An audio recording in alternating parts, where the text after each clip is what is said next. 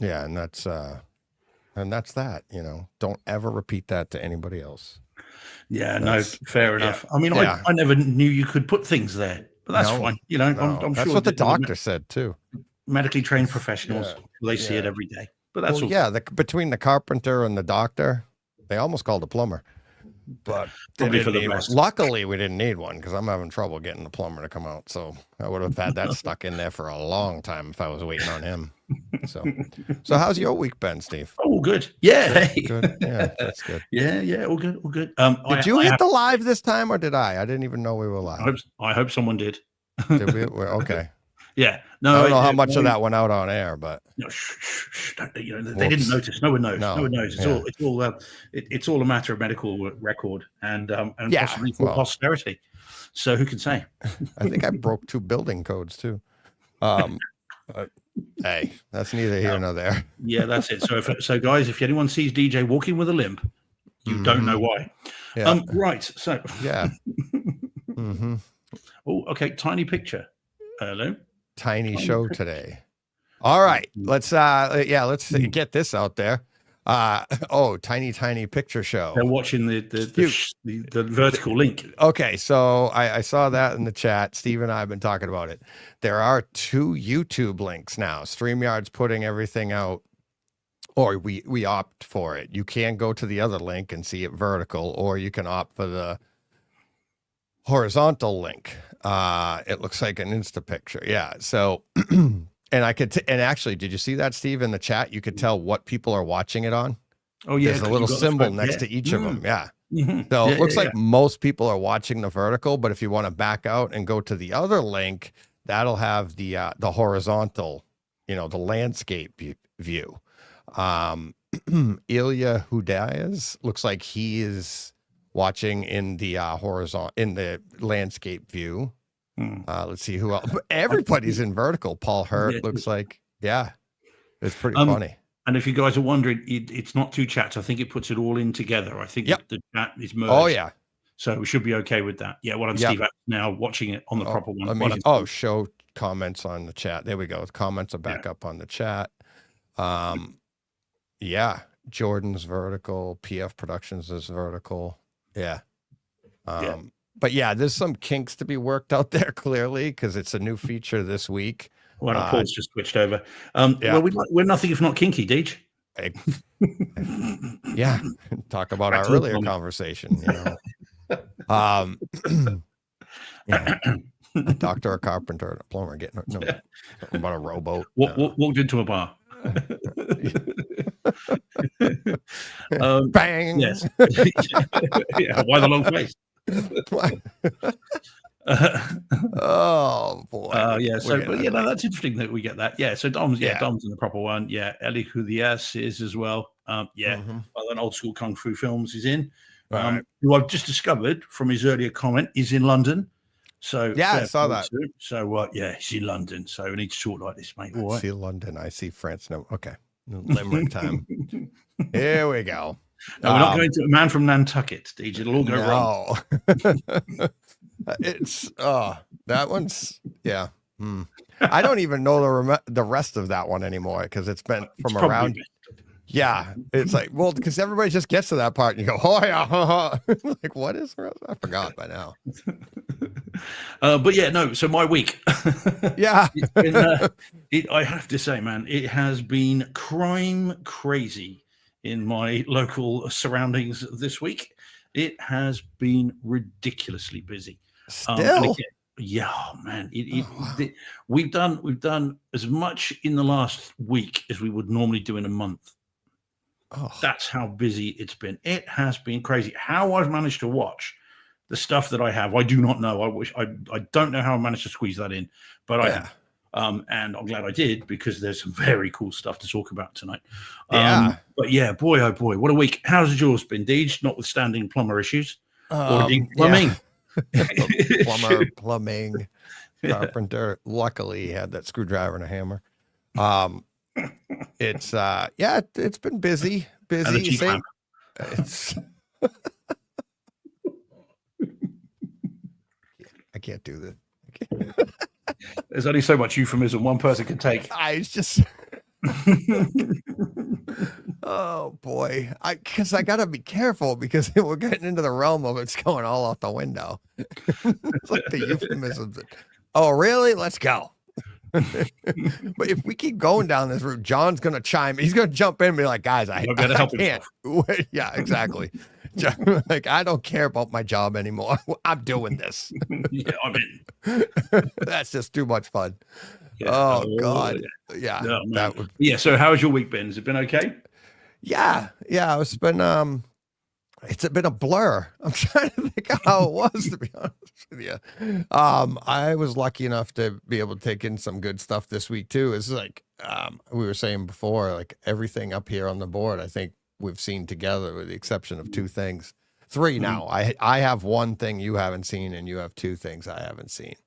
But everything else. Back to euphemisms, Deej. Yeah.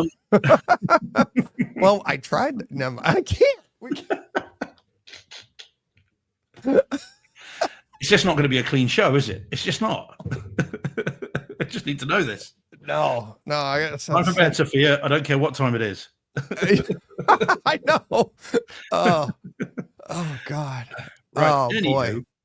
Yeah, they're out there doing Christmas decorations right now. What, already? Yeah, that's what I said. And I love Christmas, and I'm like, wow, is it early? But no, it's Veterans Day over here, so they had the day off. I went to work, and they all started tearing apart the stuff from the basement, pulling stuff up, and decorating the house. So it's kind of nice. Oh man, but yeah, that's okay. But like I say to you, Christmas does not exist until after Thursday of this week. Yep, until after your birthday. It's like, yeah, all those years of not seeing Christmas vacation. Man, yeah, I'm still wondering what Christmas is. Yeah. So yes, so there we go. But no, so busy week both. Yeah, lots going on. I'm trying to think. What did I am literally drawing a blank on what happened this week. I'm like, what did?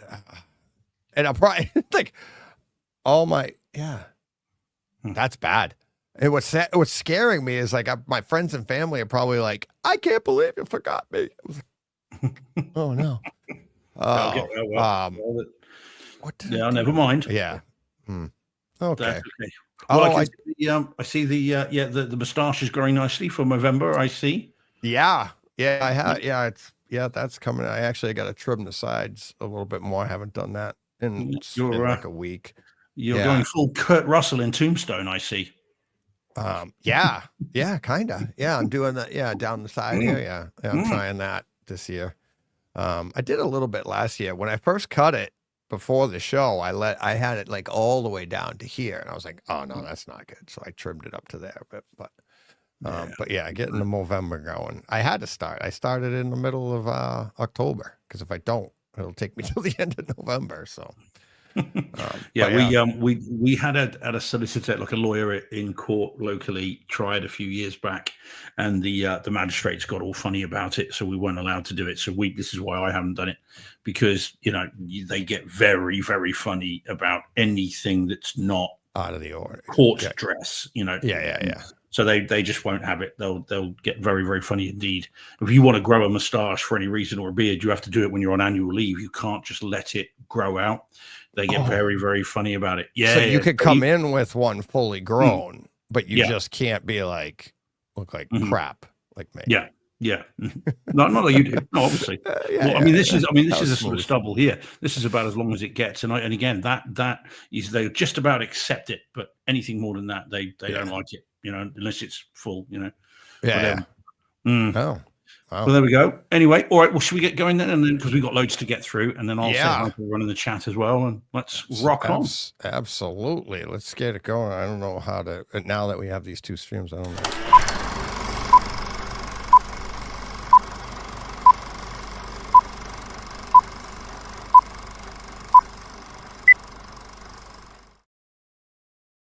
We are Brightside Gear.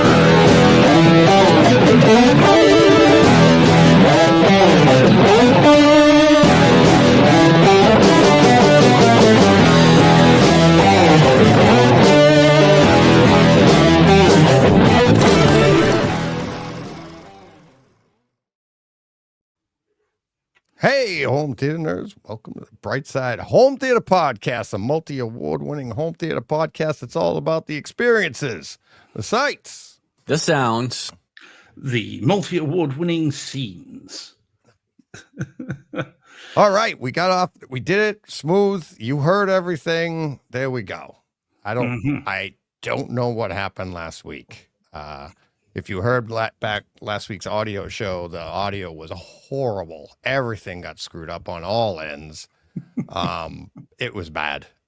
I figured out afterwards that the audio, the reason you couldn't hear everything, StreamYard was telling me that the microphone I was using was the Rodecaster, but it wasn't. It was like, it was using the camera. And that's why you could hear that there was an echo to it. Oh, okay. That's why it was so bad. And I was like, but then remember when you couldn't hear it? That's why the audio cleaned up.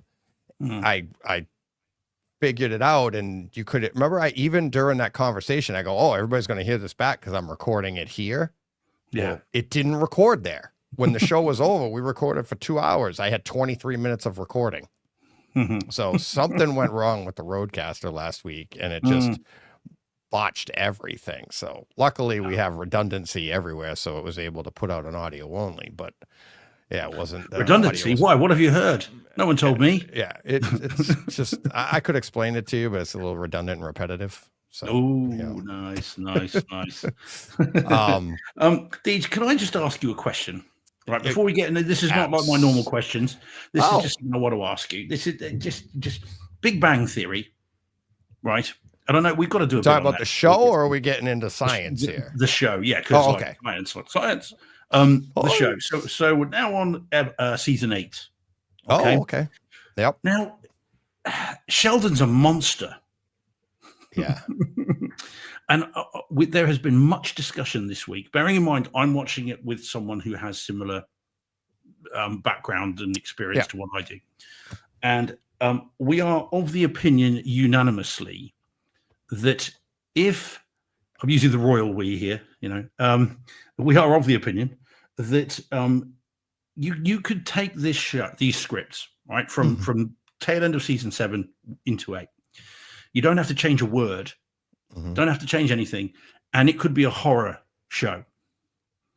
The way Sheldon behaves towards Amy and the things he does is straight up coercive and controlling behavior.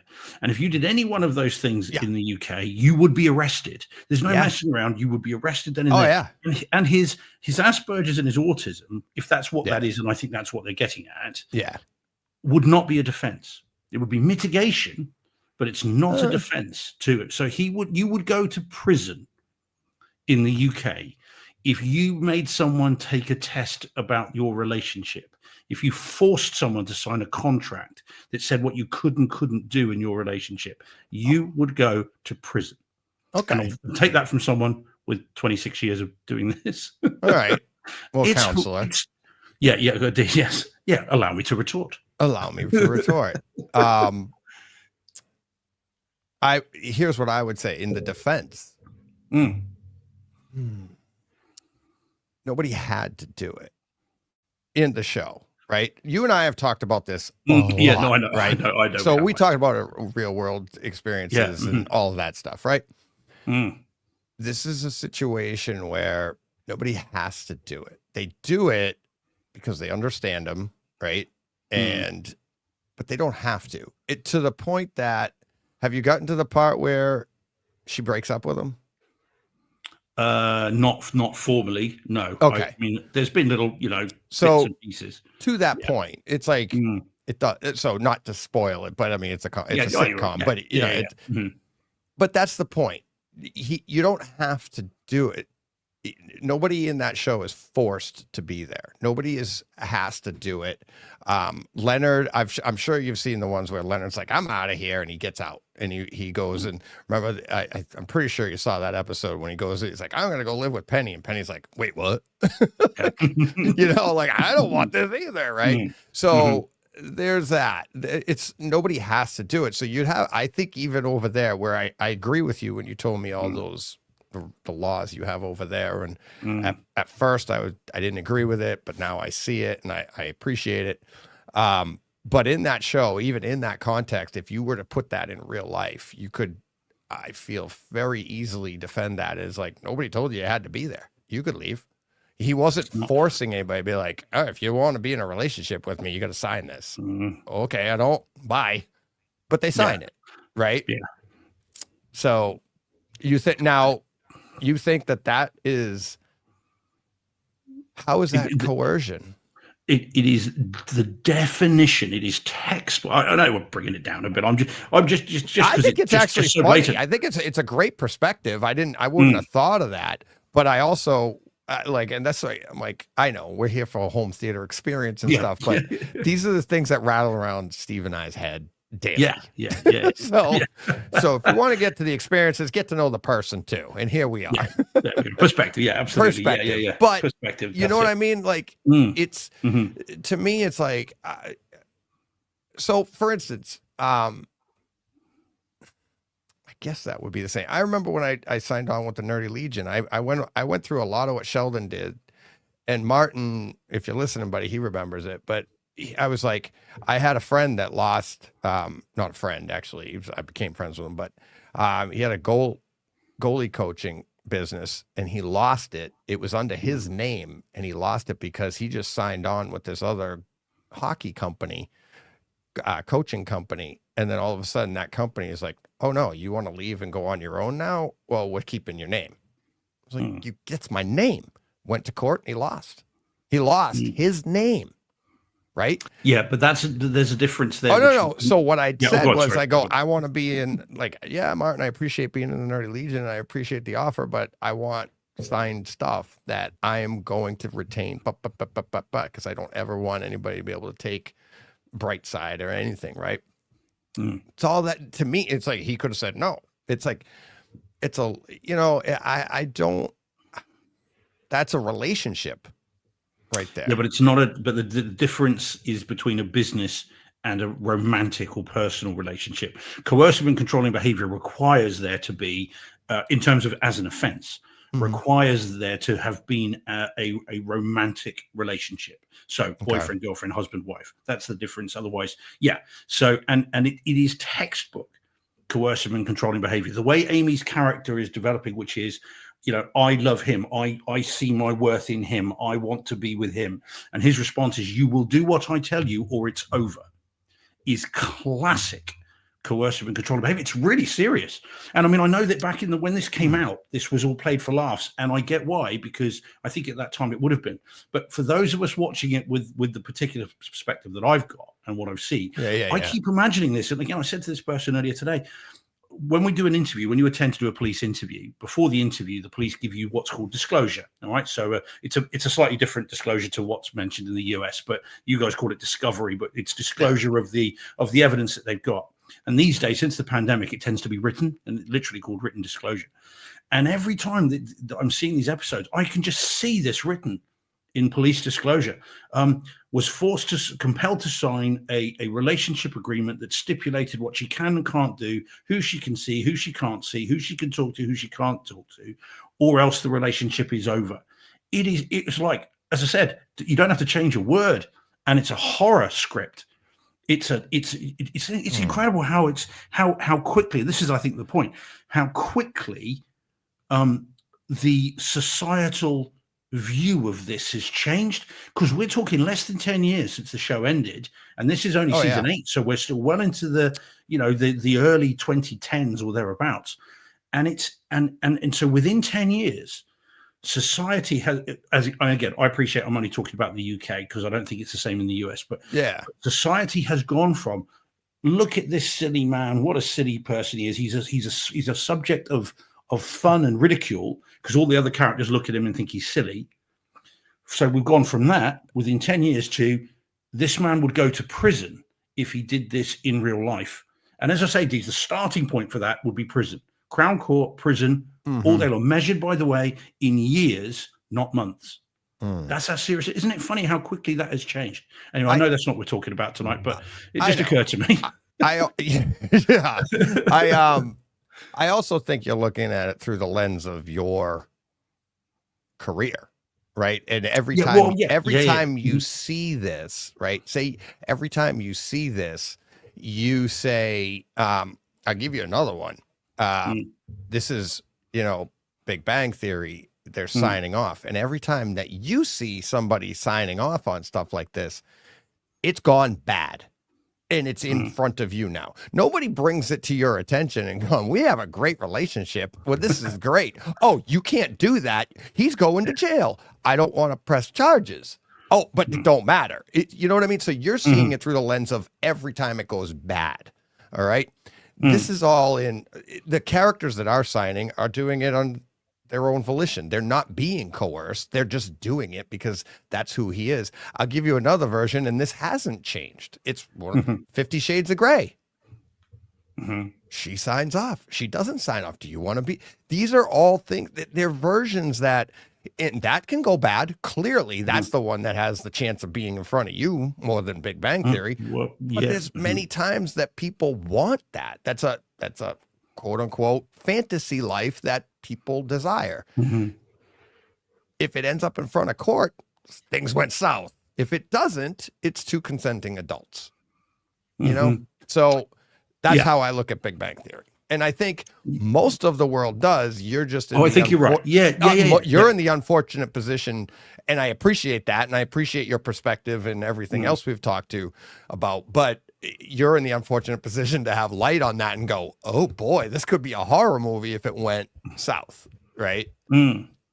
So yeah, I honestly, it's fascinating. It really is. I mean, we're thoroughly enjoying the show. I mean, it's as I said to you before, it's like televisual crack. We can't stop watching. Yeah. But as I said, but it's also, you just realize how this has changed, how the view of it has changed. I mean, again, I'm sure police officers watching it would take the same view. Again, prosecutors would probably be spitting blood watching this. I mean, I'd pick this up as a defense lawyer because I can see myself representing Sheldon, because I've dealt with exactly that and worse, but also less. I mean, I've dealt with clients. We'll get off it now. Sorry, but I've dealt with clients that literally have been arrested because they look over their partner's shoulder when she's on the phone, and that was enough to have him arrested and prosecuted. That's kind of where. And so when you get someone the way that this is playing out, as I said, it's played for laughs, but looking at it is like, my goodness me. But anyway, there we go. Wow, it's just interesting as it evolves. And that's a sitcom. Everybody, imagine him during a drama. You don't want that. Not an English one, because all you'll get is like we got during that adolescence, which is just like, well, that wouldn't happen. That's ridiculous. That's exactly what I just said. Marcus Beebe. Steve, it's a comedy. And yet there's a fine line between comedy and tragedy. Yeah. And that's kind of, and this again, like I said, I appreciate when it came out. This is a historical document, this show, because it's years ago. And I appreciate at that point it was not historical documents. Yes. Whereas now it is, looking back on it, as I said, this is why it's so strange that society has changed so much in such a short space of time that it could, if that came out today, that's a horror story. Yeah. It's not a comedy. It's incredible. Anyway, there we go. Just made me wonder. I mean, Paul, I know Paul, he's alluded to this stuff before, and just because if we raise it, it is a serious subject, albeit so he says our family's quite a bit of experience with this. There's some methods of coercion that would scare the crap out of anyone. And again, we have talked about it, this is the point I was about to make, Paul, but it's not really consent if the consequences of not consenting are worse than consenting. That's a very good point. Right. Very good point, Paul. Yep. Yeah. Anyway, happy. Sorry, guys. I taken us down a very dark place. So sorry about that. Yeah, I gotta need a minute, shut the lights out, and watch something. Right. Okay. Let me say hi to everyone in the chat. Oh God. Yeah. Let's do that. Let's get to the chat. There you go. All right. Because there are a lot of people in for so early in the show. I mean, obviously, everyone is just getting vertical. Yeah. Wonder if they're getting horizontal deeds. That's a different show again. Right. So first in was Old School Kung Fu Films. Was in a bit earlier, albeit in this stream. I don't know if he was in the other one, and so someone was probably in earlier, but there we go. He's in. So hey, buddy. And then we've got Paul Hertz in, as we know. And we have Paul Frederick PF Productions himself. He and I have been emailing a lot this week for reasons we'll get to. Steve Atts in. Hey, Steve Atts in the chat. Jay Van Gool's in. Oh, he's changed it from Van Gool to Jay Van Gool. Here we go. Jay Van Gool. Nice. Like it. And we got Dominic's in. Bonsoir, Dom. How you doing, buddy? Yeah, I think I've said AC3. If not, I will. Captain, my captain. I know TSG was in earlier. I'm not sure if he's still in. Jordan's in. Hey, Jordan.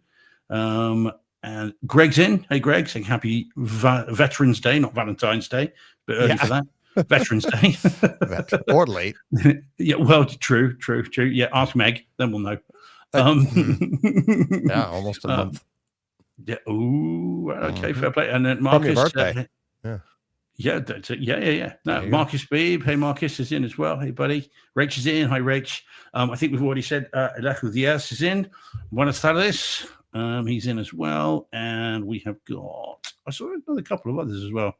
Sorry, going down. Oh, EPRFA. Did we ever work out how to say that? EPRA. Yeah, I don't work out. I don't work that stuff out. Okay, well, hi to you. Hey, buddy. Paul Bill is in. New person? Paul Bill 4221. Yeah. No, not sure. Maybe. No. Okay. Well, hey, Paul. Anyway, nice to see you. Blind Guy's in as well. Hey, Blind Guy. Hey, buddy. John Mansour's in. Hey, John. Ariel Alanis is in. Gosh, goodness me. Loads of people.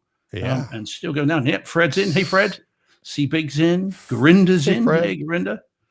Yeah. Yeah, man. C Big, Garinda. Yeah. And then, yep. All right. There we go. Wow. Yeah, it's all good. Yeah. Yeah, we have. It's funny. I didn't know. I can look now. I think I said this to you before. I don't know if I said it on there though, but I can see where everybody's viewing on your channel, on your Twitter, my Twitter, and YouTube. So, okay. Yeah. Any penguins as yet? Oh. No. Oh, I see now. MKH Audio says hi from Melbourne. Well, if you stick around, MKH, we've got the film for you. Yeah. I mean, I'm assuming Melbourne, Australia, of course. And I don't think there's a Melbourne in the US, is there? Do you want to get to that one?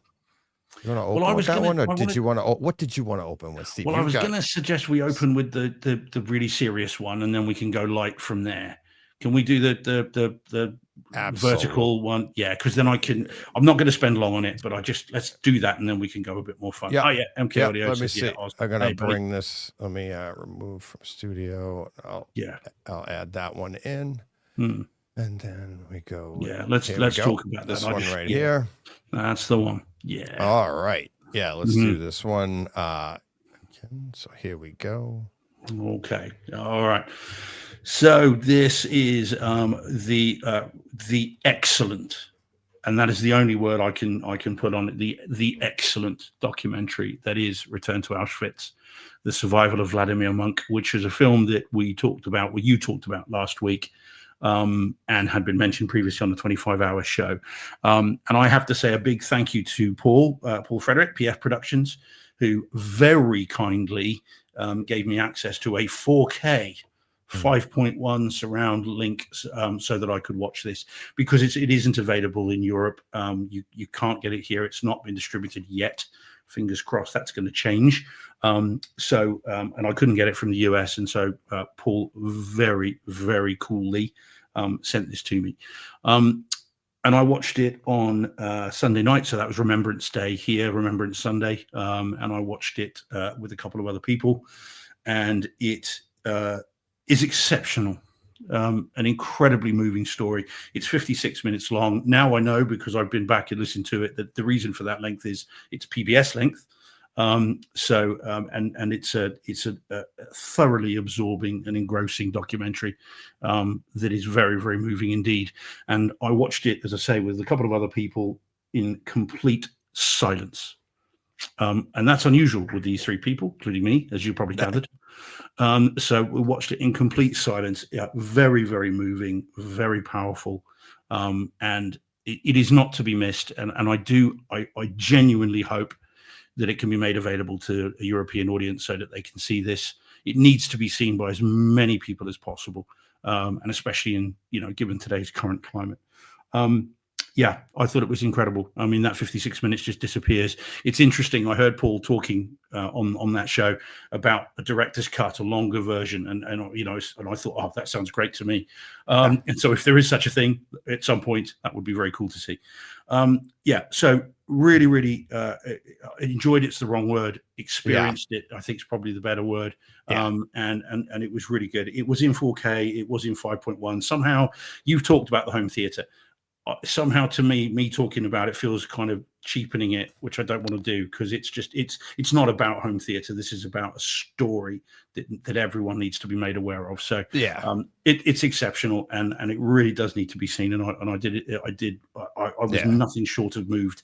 And in fact, I'm going to hopefully go to Auschwitz at some point in the next couple of years and see this. What made it even better, I have to say, and I'm going to spare Paul's blushes a little bit. Luckily, he's not on the show now to get blush. What made it even better is not only was it made available to me to watch, but then we've been emailing most of the last few days and getting a different perspective on it and finding more about it. So that's very cool. So other directors, if you're out there, and producers, I'm looking at you, Spielberg and Guillermo del Toro. If you want to email me this stuff, I'm happy to talk to you about it afterwards. That's the way it should be. So it's only right. Because forget directors' commentaries. You want directors' emails. It's just much cooler. Yeah, exactly. Can I get my own private commentary? Like, all right, I've just started it. Just start talking. My own private, screening. So exceptional, absolutely exceptional. I just, and exactly I how can you. imagine what it's like. Yeah, exactly how you put it. It's to be experienced. It's the tagline of the show. It's all about the experiences is the tagline of the show. But this is one of those that it is to be experienced. And the one home theater that I said last week that I think it's worth repeating is that if you have the theater and if you have the means, definitely watch this in that, because like I said, some of those shots that Paul got of Vladimir, and it's like, I couldn't help and be like, oh yeah, Superman, Vladimir. I remember just sitting here, turned around, looking at that screen and looking up, and it's just like he had some of you want that vertical shot, and you want it to, it's weird to say that this is like real life, but then it's like, there he is, larger than life, which he did. That was his life too. So. Yeah, I mean, and actually, I really like that poster in particular is great. And can I say that the photo that he's holding, and also with the tattoo on display, if an image could speak 1,000 words, that's one. It's an incredible story. So, Paul, thank you for sharing it. Thank you for making this. I know it cost you the earth. And as you said, you haven't had a nickel back yet, but thank you from me and the people that watched it, and he knows because I've already told him an email. But I just want to say it publicly. It's an awesome piece of work, and I just hope everyone will get to see it, because there must be so many people this side of the Atlantic that would want to see it, and again, not just schools, but broadcasts and everything else. It's like you were saying in the show, like the denial of it, all of that. It's like, how people could be like that, I have no idea. But I mean, and that's not what he didn't. I don't think he set out to make it for that reason. I think it exposes it when people go, oh, what? No. So, but it was, it's an amazing piece, an amazing story.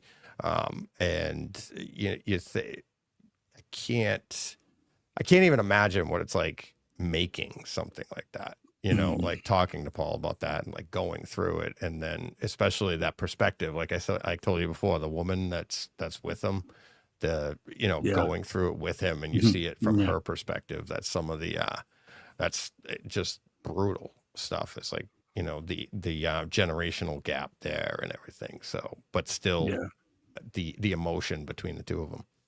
So I mean, I am going to go. I'm going to go in the next couple of years, because I haven't been, and I did study it at school, and I, it's one of those things I've always wanted to do. And I mean, for me, Paul and I, again, I won't say what we talk about in emails because it's a private thing, but for me, it'll be seeing that gate, the Arbeit macht frei gate, where it sets you free. seeing that gate, walking through that gate, I think will be one of the most moving experiences of my life, quite frankly. And I think that's going to be very, very difficult in exactly the right way. I mean, yeah, it'll be incredible. So yeah, got to do it. So it's almost feel like you kind of have to. It's a pilgrimage that I think everybody should have to make, because of obviously just there's not been anything really like it. And there's been discussions the last few days about, well, obviously 9/11, but that was all in one foul swoop, and the scale.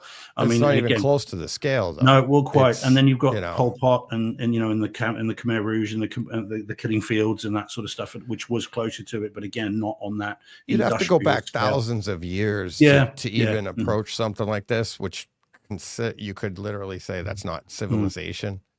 You know what I mean? Like this is during civilization. This is after the Industrial Revolution. This is, you'd think we were better, And to have this happen, it's like, So and then Paul just says, it's life changing being there. I have no doubt, Paul. In fact, honestly, I would be crushed if it's anything other than that. I genuinely feel it. I mean, I'm a little bit concerned about, how emotional it'll be, to be honest. Yeah.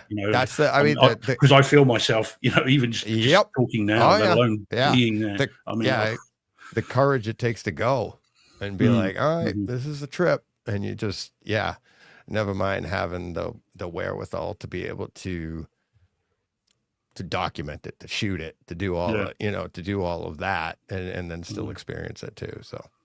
But it's awesome. Definitely we could do that again in the future there, Paul. Absolutely. Oh, yeah. That'd be good. That'd be another opportunity. So, but that'd be great.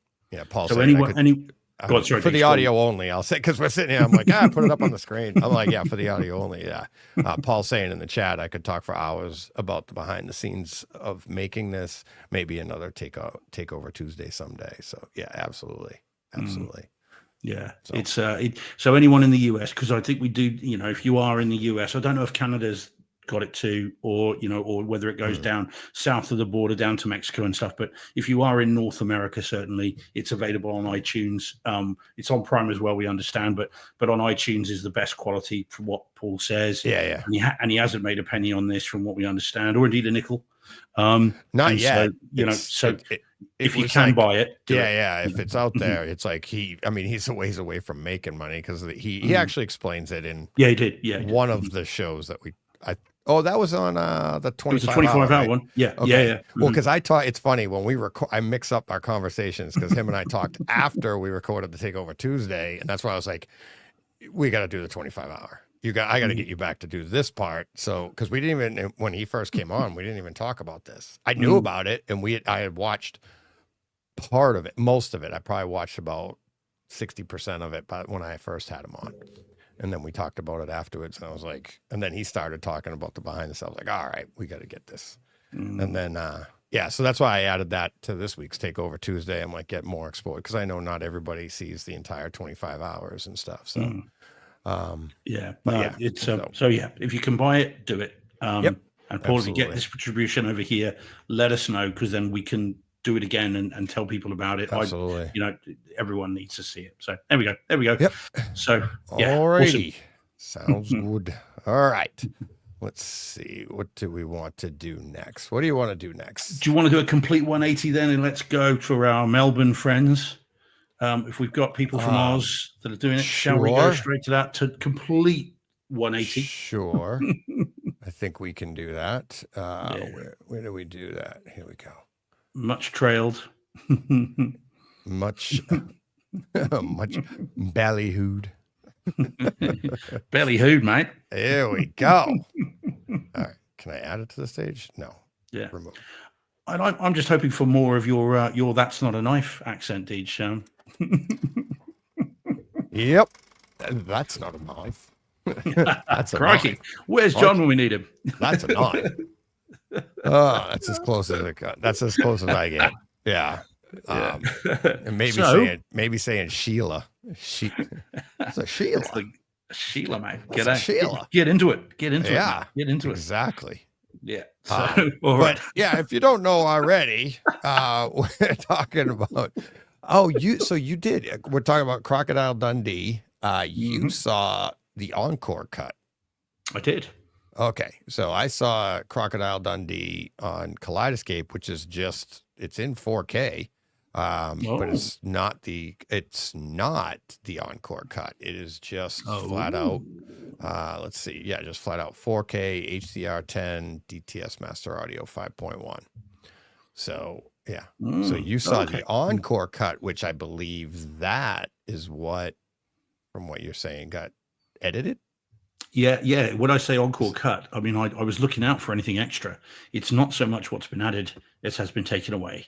So the transsexual bit has been taken away. So firstly, him being told, you see briefly the person and then they just disappear and nothing happens. So you don't. Yeah. So they've taken out the comments about it, and then they've taken out him grabbing a woman by the crotch thinking she might be transsexual. So they've removed both of those. They're very short, but they are part of the film and they've just gone. Okay. So what did you think of it anyway? Because I know you haven't seen it for a while. So what was your take this time? Still good? Oh yeah. It's a blast. I felt like picture wise, the grain stuff for much like Karate Kid. I was like, oh, here we go. I'm like, all right. But then there were some shots that were really nice. But yeah, I thought it was hysterical. I have a blast with it. I mean, it's silly, but it's the, fish out of water story. How about you, Steve? I loved seeing it again. I know I've seen it many times, but not for a very long time. I must have been video the last time I saw this. I don't think I had it on DVD, Blu-ray. And so this is my first trip back to it. Yes, Paul says. Anyway, moving on. So it was my first view in a long time. But I quickly discovered I know every scene change, every line, every bit of dialogue. It all just came flooding back. And I had an absolute blast revisiting it as well. What was funny though, Deej, now bear in mind I'm a Kiwi. All right. Now some people I've known for a long time who don't know that and don't think I have an accent. Other people that I kind of just met are like, oh, where are you from? And straight away think that I've got a Kiwi or an Aussie accent. But halfway through this, I was on call and I had a call from a police officer letting me know that someone was ready for interview. And I swear to you, Deej, now bear in mind, I don't think I normally speak this, but I picked it up. And I said, oh, Steve George. And he goes, yeah. And when I went, yeah, mate, no worries. Yeah, I'll be there a bit later on, mate. I'll see you in a bit. And as I put it down, I thought, oh, my God. I've just gone full Aussie. And because I've been watching this. So there we go. Anyway, great fun. Really enjoyed it. It is painfully 80s in the best way. Of course. And I had forgotten just how 80s it really is. But then that's fine. And that is kind of where its charm lies, I think. So it's great. Some very significant ADR that I had missed before, where there was one major F-bomb that is clearly said that is gone. And he even mentions just before the pimp says, do you want to one of these? And that's been changed from the F word to the S word. And it's really blatant. It's right in camera. It's really clear. Yeah, I know it seems weird, but there it is. But anyway, very, very cool. So in terms of the video, now I think this might be a different version to the Kaleidoscape one, Deej, because there is not a lot of grain in this. There is some towards the beginning when you've got the optics of the credits, but once that's gone, the grain's gone. Yeah. And I think this it does at times look quite soft. That's going to be the shooting. Yeah. That's baked in, I think. But it is at times absolutely beautiful, as you say. Like the bush stuff looks great. There are some shots that make it look like a tourist video. Made to look to want to make you go out there, which of course would have been the point of this, I suspect. But there are some shots that look so beautiful on it that it just, it looks absolutely incredible. Some of the close-ups on Mick Dundee. By the way, Deej, while I'm thinking about that, how old was he when this came out, when he shot this? Would you say? I already know. I was thinking the same thing. I already know. He was 47. He was 47. She was 28. Oh, was she? Did you know that Gosh, she part? looks older than that. Yeah, no, I didn't know that. Gosh, she looks Yeah. older than that. Yeah, she was 28, and and he was That's a bit 40. icky, then, isn't it?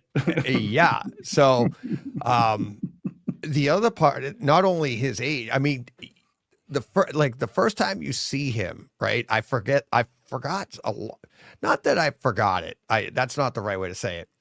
I didn't notice this stuff back then, and we probably couldn't have. The way, I did see this in the theaters. I saw it, then you watch it over and over. So even though I saw it in theaters, probably most of my memory is based off of, a 20-inch television on HBO, right? Mm-hmm. And now seeing it in this clarity with HDR and everything, it's like he looks like he's been, when you first see him, it looks like he's been in a tanning booth for about 10 days straight. He is as dark, and you're like, what the hell? And he's a small man. Like he's not tall. He is thin. I mean, he's in good shape, but he's wiry, short. Yeah. He's just, then different shots, he has like a different skin tone. Like he's pale, he's darker. It's just, but he looks wrinkled, and he looks yes. You know what? He looks like he's an alligator. Out in the sun. It's not just his jacket. Yeah, he looks like a crocodile. All right. So, he does look like he's been in the outback for a long time. He's like a prune. He's shriveled. Yeah.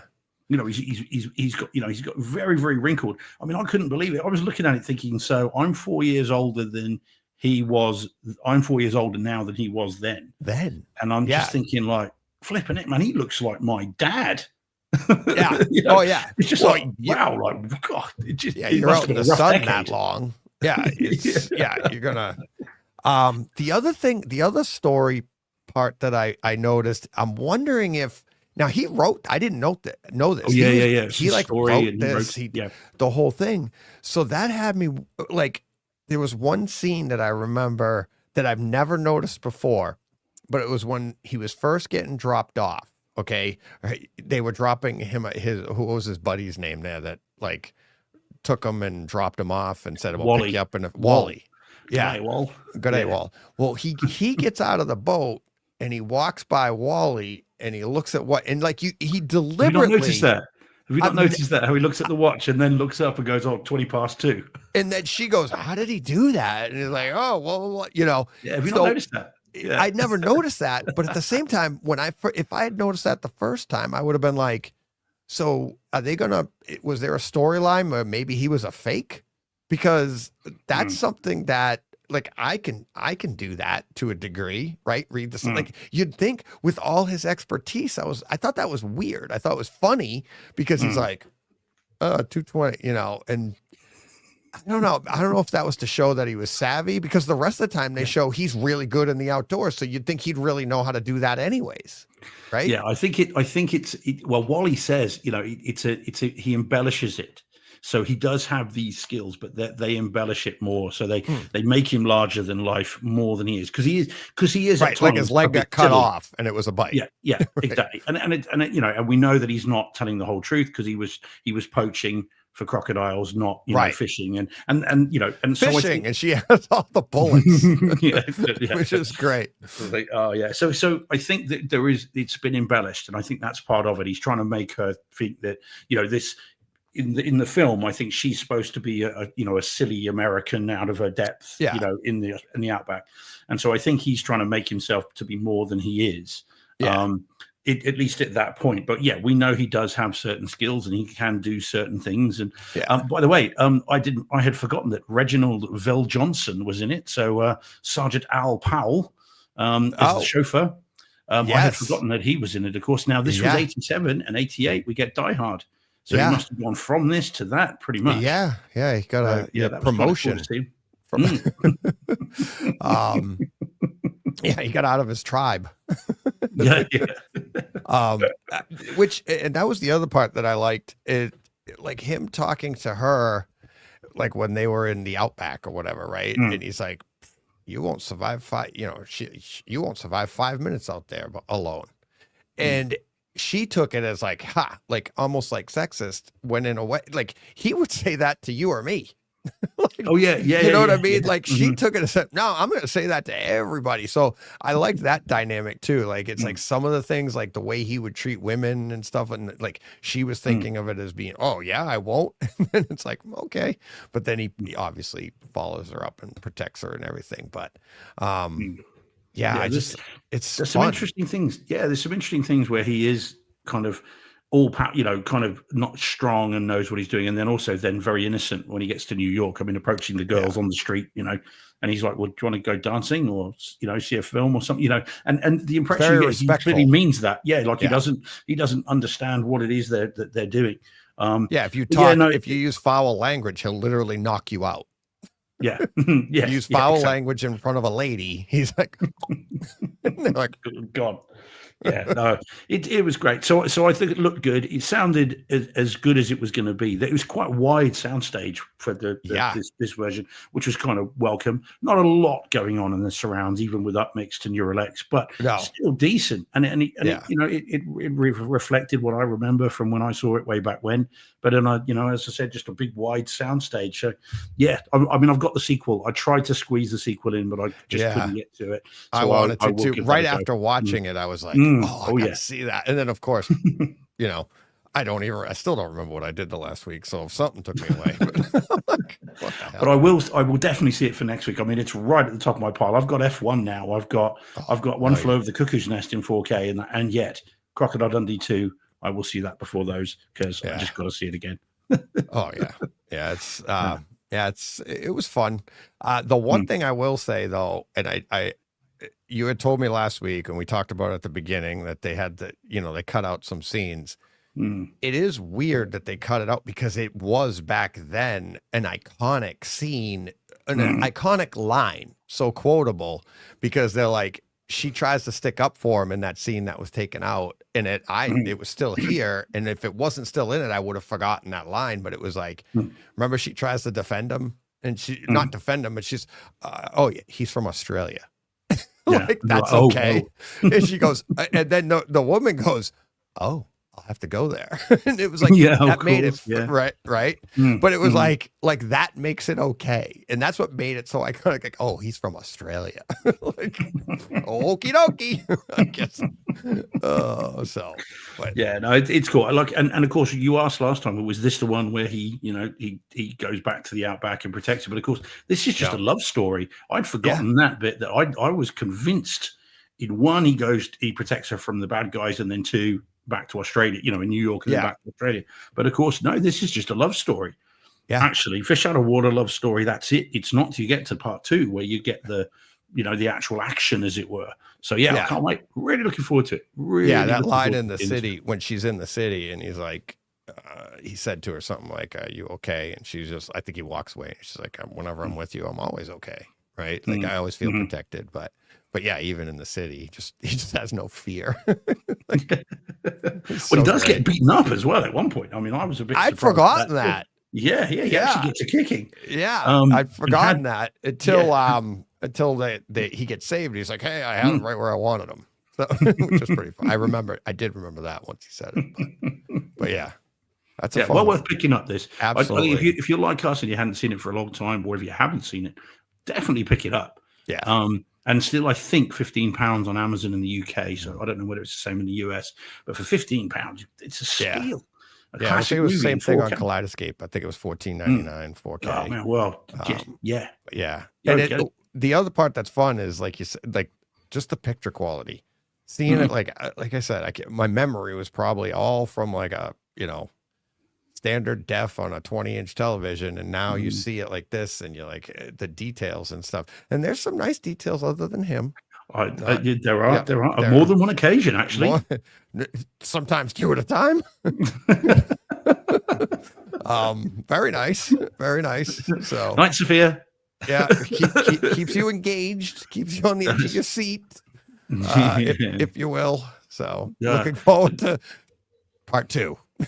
Although I don't think it's the same in 2. I think 2 goes more innocent again. It goes more action than anything else, I think, from memory. But maybe we will see.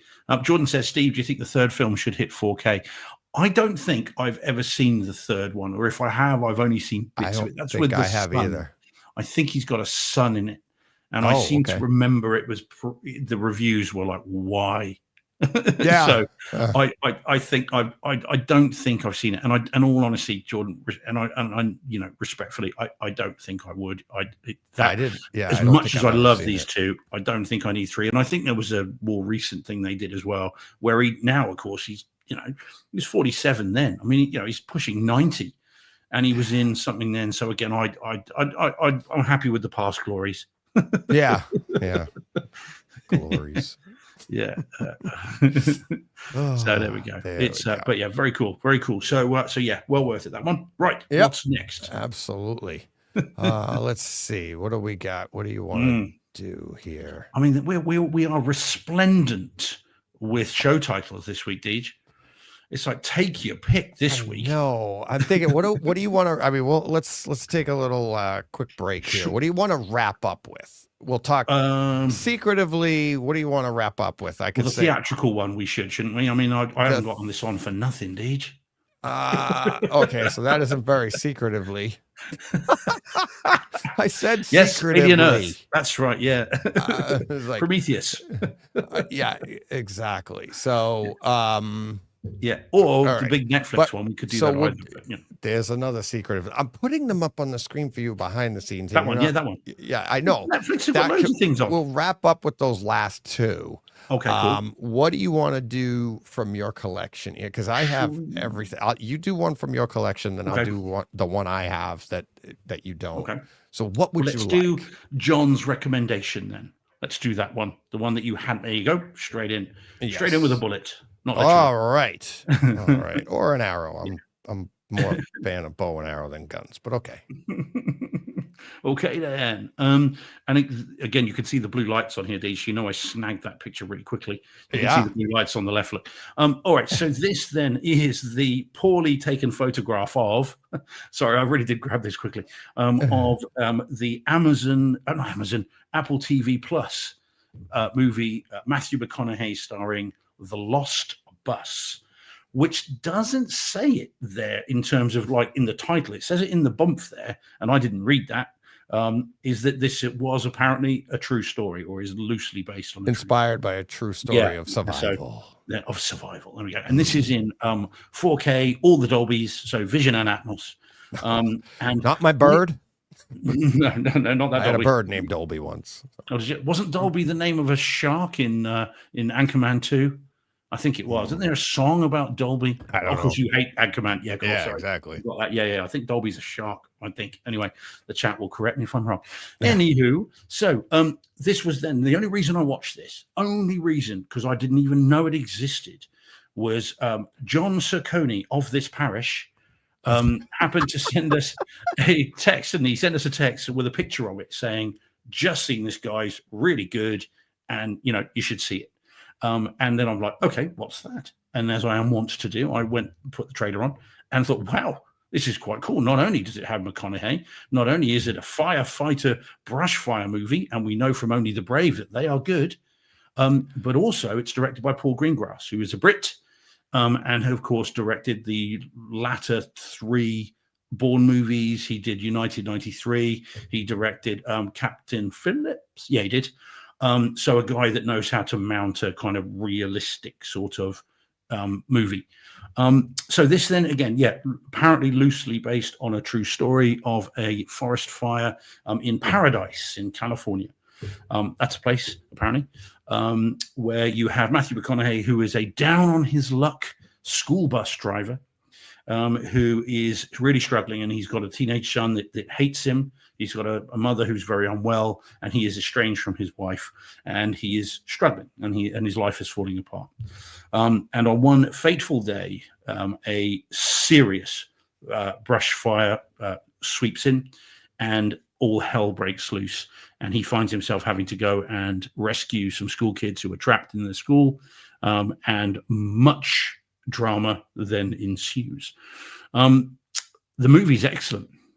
Really, really good. I watched this with someone in the cinema room, and just was blown away by it. Had to do it in a couple of sittings, unfortunately, because of work, but it was awesome. And highly recommended as a movie. Deej, this is, I mean, again, I'm with John on this. This is well worth seeing, Deej. It's really, really good. McConaughey's great in it, than he always is. And with Greengrass to sort of give it the sort of steady cam, hand cam kind of, realism, really does add to it. And of course, it is an Apple TV Plus production. So therefore, for streaming, looks and sounds very good indeed. I did have to bump the audio on this. So again, I mean, John and I have talked about it since streaming. Yeah. Yeah, well, quite. And I did have to go, I think it was as much as 10 dB more than I normally would. You really did have to bump it, but it's worth doing, because you then get in a very enveloping mix. I mean, all the way through it, the idea is the fire begins because it's been very dry for a long time and there are these strong winds. And so the winds are all moving in the speakers and everything else, which is great. And then once the fires begin, there are loads of swooping shots. So where the camera starts up above the fire, goes down and then right through it as the bus is driving. So you've got cars coming over, you've got it smashing into things. There are flames all moving around all into the overheads. It sounds great. And most people not watching this on an Atmos rig, I mean, obviously present company excluded, but most people watching this will never get that experience. Watching this at home with that bump in audio, it is a proper theatrical experience. It really is. You feel like you're right there. So yeah, it looks really good as well within the confines of lots of smoke and lots of flames and stuff. And that can be tricky for streaming, can't it? Because you can get some blocking and everything else. But within that, it looks great, sounds great. It's a really enjoyable movie. I'm surprised, frankly, that Apple haven't done more promotion on this, because this was not a cheap movie. This is not a let's just bung this on streaming because it'll be cheap job. Yeah. This is they've spent some cash on this, and not that long ago, this would have been a mid-range theatrical release, which would have done decent business. So it's both a shame that I suppose it didn't get a theatrical release, but awesome for us who've got decent home cinemas, because then we get to see it better than 9 out of 10 other people.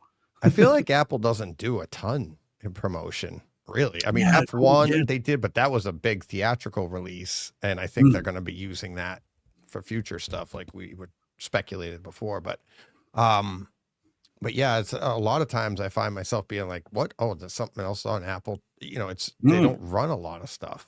Yeah. Or if they do it exclusively on their platform. So if you're not constantly going there and checking, you're going to miss out, which is kind of like, hey, we do all the promotion for our show here. If you're not checking out if you're already checked out the show, what you know what I mean? So it's like you need outside promotion. Hint to the listeners. But yeah, it's I wanted to check this one out, but it was like I told you before when it was like 2 hours 9 minutes. I was like, I'm trying to. It is hard to squeeze stuff like that in, and I try to avoid doing multiple viewings on a first viewing.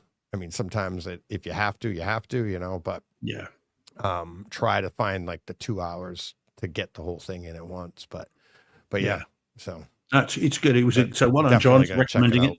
It is really well worth seeing. And again, it's there. It's but it is weird the way they don't. I mean, this must have cost 50, 60, 70 million to make, which I appreciate these days is down the back of someone's sofa. But not mine.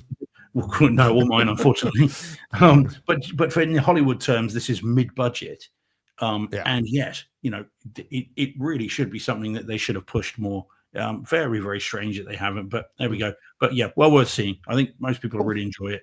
And there's a dovetail with Only the Brave, by the way, the Joseph Kosinski movie, which if people haven't seen, we talked about. Yeah, we do. Yeah, that's like a year ago, if not longer. Yeah. I've got the 4K disc of that, and that's a true story that is much truer than this, as it were. But that's a true story where there's very emotional, but a hell of a film as well. So that was Kosinski too. Yeah. That was his warm up. Remember, I said that to me, and it's very clear when you watch it, is his warm up for Maverick. Yeah, because there are shots composed that are clearly him going, okay, so if I put the camera there, this is how it will look, and then you see that in Maverick that he's using those shots again, which played out into F1. Yeah, exactly. Yeah, quite. Yeah. So it's really worth seeing. Like, I know you've got it, haven't you? You bought it on Kaleidoscope. I think I've seen it on the tiles. Yeah, I saw. We talked about it. I talked about it on the show. We talked after you. Did you see it? Did you? Oh yeah. Yeah, Oh, I talked about it too. Yeah, you told me about it, then I saw it, and it was like, yeah. I mean, the Atmos, everything. It was great. Yeah. Oh, cool. Oh, nice. Okay, yeah. But it is tough viewing. It's even tough going into it because because of the true story of the nature of it. Yeah, whereas I didn't when I first saw it. I hadn't heard about the Hot Shots teams and all that. I didn't know. I mean, I appreciate, I knew what happened at the end of Titanic. I knew what that was going to be. But when it comes to the Hot Shots thing, that I didn't know. I genuinely didn't know. So yeah, imagine my surprise. Yeah, you didn't know at the end of Titanic it'd be a huge debate on who could fit on the door. Yeah. Well, Cameron did actually recreate it, didn't he? He actually she proved the theory. All right. Yeah, very cool. See. Where is where's your one? Mine? Okay.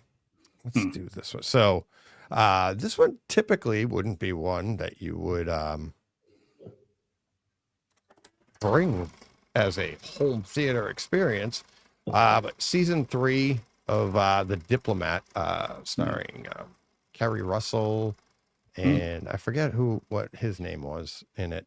That plays her husband, which you can see on the graphic right there. That's looks familiar. Yeah, I can't. Yeah, you'd know him from a bunch of. He's great. I mean, season 1 and 2, I loved, and I just happened to see it drop. I don't know when it dropped. It could have dropped weeks ago, but I just saw that season 3 is out, so I started season 3.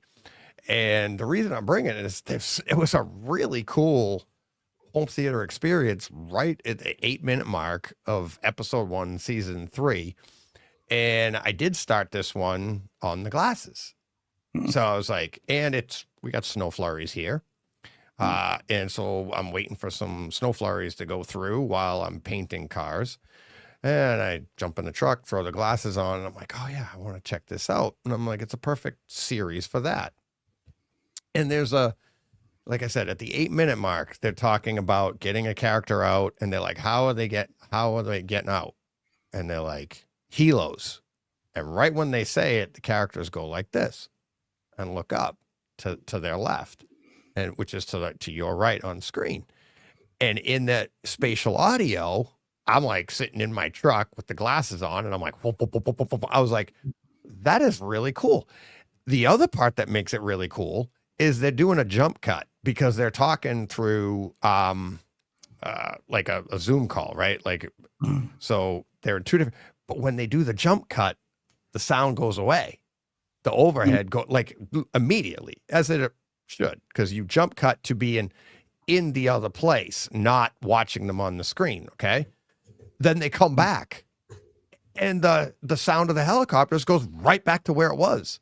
And then they leave and then they come back. And I was like, I got to see that. I got to experience that at home. So I come home, and now in the spatial audio, the helicopters were pretty dominant, and it sounded like they would literally land on the roof. They're like, how are we getting them out? Helos. You're like, all right, that was really cool, right? So I come home, fire up the theater, and I'm like, go back and like go jump to that scene, and I'm like, let it play out, and you hear boom, boom, boom, boom, boom, boom, boom, boom, boom, boom. They're coming, like, and you could hear them coming, and then they jump cut away, and it goes away. Then they come back, and it's like boom, boom, boom, boom, right over your head. What I noticed is if I hadn't watched this with the glasses first and had it inappropriately represented, it might not have been as big a deal. Because in the room, it was subtle, like where it should be. The helicopters should not be on the roof, but it's like, boom, boom, boom, boom. But they panned from the front. Like, I want to say not like the front right, but it was like out away from the front channel and then went diagonally across the room in the back to the left. So it was like, it wasn't the front right, but it was like halfway down the room where there isn't a speaker, but it went over my head, and it was subtle. And it was like, you could hear them like go boom, boom, boom, boom, boom, go over. So it was really cool. But this is one that like maybe this is one of those scenes that are very subtle like if you watch in multiple viewings, you'd be like, oh, that was really cool. I heard that pan Mm. overhead and stuff.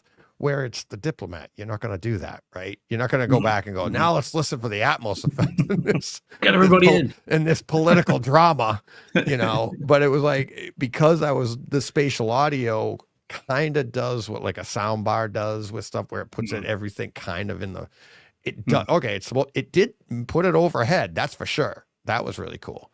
But yeah, so it was pretty cool. But have you ever seen this show? No, I haven't. No. No, John and I watched it. John did. I know that. Yeah, I remember you talking about it. Yeah. Yeah. Yeah.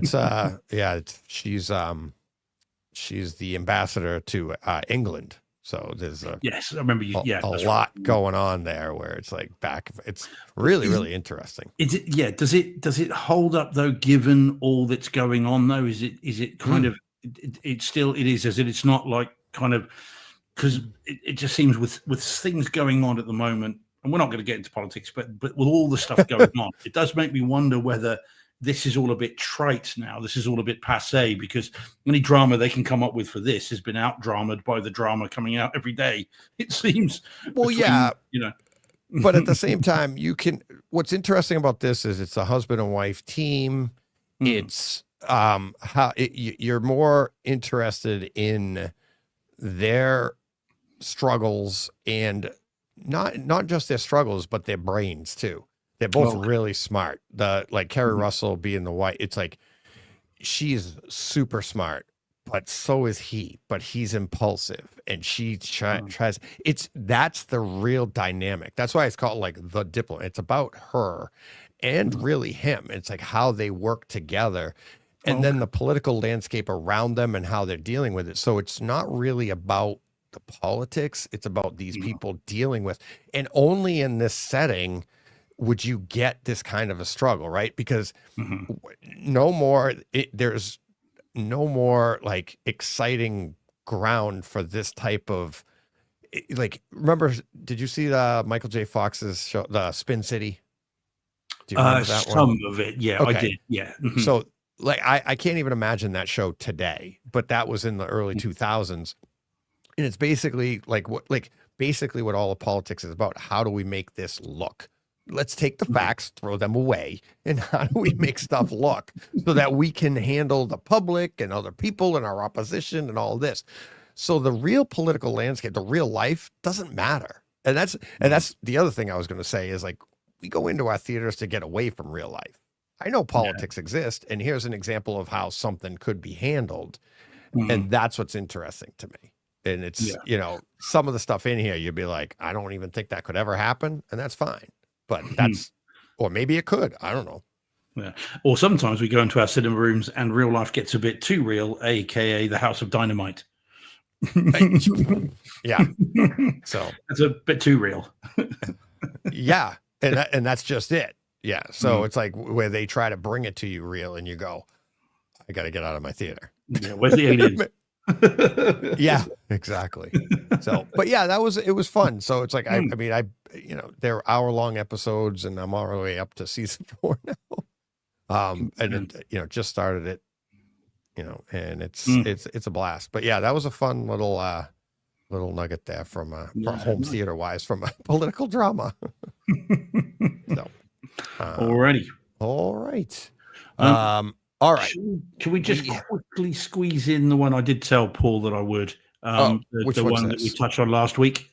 I'll do it fairly quickly. The one that I bought for cheap, bottom right. That's it. Absolutely. Yeah. Absolutely. Yeah, we'll get this all wrapped up. Yeah. All right. Yeah, this will be fun, and then we'll finish out. Yeah. Okay. So yeah, super quickish. This is then, you can't tell from that image because there's no bloody title on it, even though this is a still menu. You would have thought someone could have put it on there. There's space. This is the 1080p Blu-ray of Monster Calls, which Deej reviewed last week on the back of Paul Frederick's recommendation. And I purchased it during the show last week for the princely sum of £6.82. And it arrived on Thursday, but I only got to watch it earlier today. Luckily, was able to watch it all in one on my own, cinema room, sound up. Had to very slightly bump the audio again, only very slightly, only like 2.5 dB, but just a little bit more. So this is in 1080p, but DTS HD 7.1 master audio on the Blu-ray, which is interesting. But so what? I upmixed it to Neural X anyway. So, you know, there it is. Now, this was my first viewing. I had heard of the film when it came out ages ago. I was put off the film when it came out, from what I recall, because I thought it was kind of like, you know, some sort of fantasy thing that just didn't. I didn't realize it was based on a book, and I absolutely didn't realize the subject matter that it was referring to. This is absolutely not a fantasy story at all, and so I'm ashamed to say I had missed it. I'm very glad Paul mentioned it and that you saw it, and then, you know, drew my attention to it as well. The story is beautiful, very moving, very, very tricky for some people. I think people going into this need to be aware that this is a story about someone who is terminally ill, and her young son coming to terms with that, and the changes in his life, both because of his development, but also because of what is going to happen to his mum. And there's a beautiful line at the beginning, and I don't think it's much of a spoiler, but it said this is a tale about someone who is too old to be a child and too young to be a man. And I think that's a beautiful line, and it's got to come from the book. So it's a beautiful story, very moving, as I say, quite a difficult watch, but you know, really, really good story and really well told. The reason to see it, of course, and is what Paul had said and what you said, is the home theater experience. I don't quite know what's happened here, because you've got quite an intimate story tacked onto a balls to the wall home theater experience, and so I don't quite see how the two meet, really. This is like Michael Bay mixed with, you know, very, very just. I see it.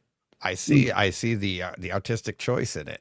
I think I mentioned it last week, in that if you notice, they jump out of his imagination and back into reality, and the sound, I mean, drops dramatically, right? Yeah. And it's the now that you've seen it, the one particular scene in I think it was like the cafeteria, and you can hear other kids, like when they come back into reality, you can hear other kids in the surrounds, in the, you know, around the room. It's just very, very subtle. But then when they go into his, you know, imagination, it's definitely larger than life. Everything is amplified, and I think that's the artistic choice of the voice of Liam Neeson, of the, you know, that voice, that the amplification of that and how it overtakes the room. You know, and then the action itself overtakes the room. I mean, there's parts where stuff is growing up around, and you're like, gonna come on to it's so amazing. And I think that's why, like Paul was saying, like, this is it's a home theater juggernaut that you wouldn't expect. But I have to imagine that the power of the story itself, right, would lend itself to the director going, I want this. And then the sound designer's going, this kid's imagination needs to be bigger. And that just fuels the fire to get what we get in our rooms. Right. Yeah. Like, and because you're like, where the hell did this come from? Yes. I mean, it is crazy. I mean, as I said, this could have been told in lots of different ways. This could have been done in a very straightforward, very like a chamber piece, like a drama, and nothing more. And you know, you could in fact, you know what, you could imagine this ever being done on a stage, so like a play. You could do it as a play without any problem at all. But someone, again, whether it was Juan Antonio Bayona or someone else, decided, you know what, you know, let's give this Michael Bay treatment for this drama. So the video you mentioned last week, and I'll echo it, is really nice. Very, very detailed. All the little things on the tree look great. The eyes, as you say, I mean, at times it looks almost like it's got an HDR pass to this, because when the eyes and the trunk of the tree go orange and red, it almost, you know, it's like, wow, okay, that, you know, that looks really decent. very, very detailed. You're going to want your set calibrated before you watch it, because some of the darker stuff needs a proper calibration. Yep. So you get the three-dimensionality of that. And again, as Paul says in the chat there, the animation is beautiful. I love, that style of animation is really good. Reminded me a little bit of Kill Bill, but obviously in a very different context. So I think that's also part of the story, as you find out by the end. The animation, the drawing, and then the stylistic part is also it's showing moods. It's showing like where they were at the time of that storytelling. And again the way that's shot, and like you said, like almost the funny thing about HDR is like the ability to show more gradation. It's a higher dynamic range. It doesn't change your brightest to your darkest, right? The brightest part of your screen is still bright, is the same brightness. And say it's the gradation between. It's just more gradation. So in something like this I think this is why we get confused sometimes, and we look at it and go, how is this not HDR? Well, if you shoot in high contrast, like what they did with the eyes there, where it's all black around it, but then you give it that bright light in the middle, that can appear to our understanding is like, that's HDR. It's like, no, HDR would be where it's bright eyes and then the black around it, but you'd see detail in all of that blackness around it. That's where the HDR, because you'd have more gradation between. So the pop is so good. It's so real. I'd love to see this in HDR, see if there is more detail in there, but it still doesn't change like how good this looks and how it's like, have it, if you can get your calibration right, it's going to look fantastic. Which is what it does. And again, then the audio. I mean, the audio again, I briefly touched on it, but there were a couple of scenes, and again, I think you've already mentioned one. The first time he is enveloped by the tree, in the hand of the tree, very King Kong-esque, by the way. I thought again with the other video, but that was part of it. Exactly.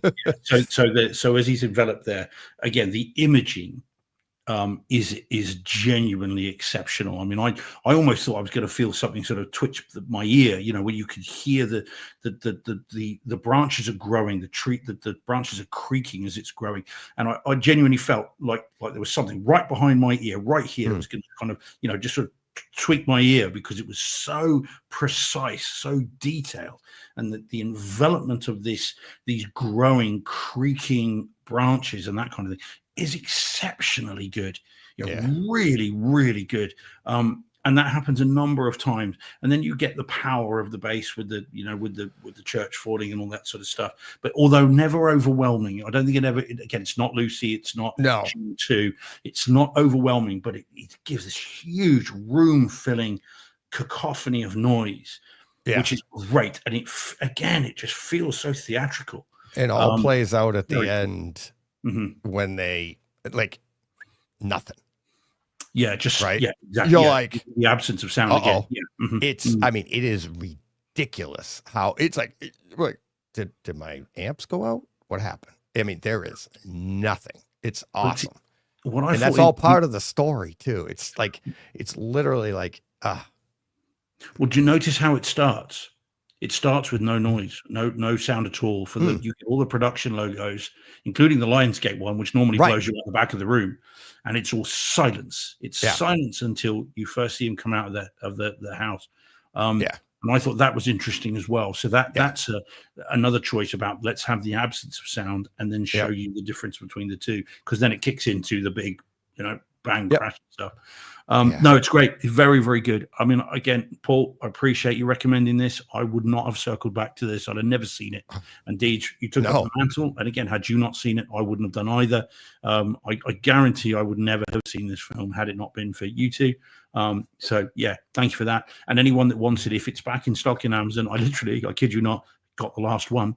But if it's now back in stock, because there was only one left and I had it, then if you can get it for £6, it's a steal. And again, if it's cheaper like that over in the US and that, then get it. I noticed. I already mentioned it to Paul this week. He didn't see it, but I'll ask you. It's not really a spoiler. did you see in the end, towards the end, when they were scanning his room, his new room, remember? Mhm. And the pictures on the walls? Did you see who his mother's father was? Yes. Okay. Yeah. I thought that was Yeah. awesome. I saw I it said that earlier, to in fact. Paul I Yeah, said that to yeah. Paul during the week. He's like, "Oh my God, I got to go back and see that." Yeah, I saw it earlier in the movie too. The picture itself is shown earlier again in the Okay. background, but Mhm. because of the screen and the distance I'm seeing, yeah, I had already tweaked who it was.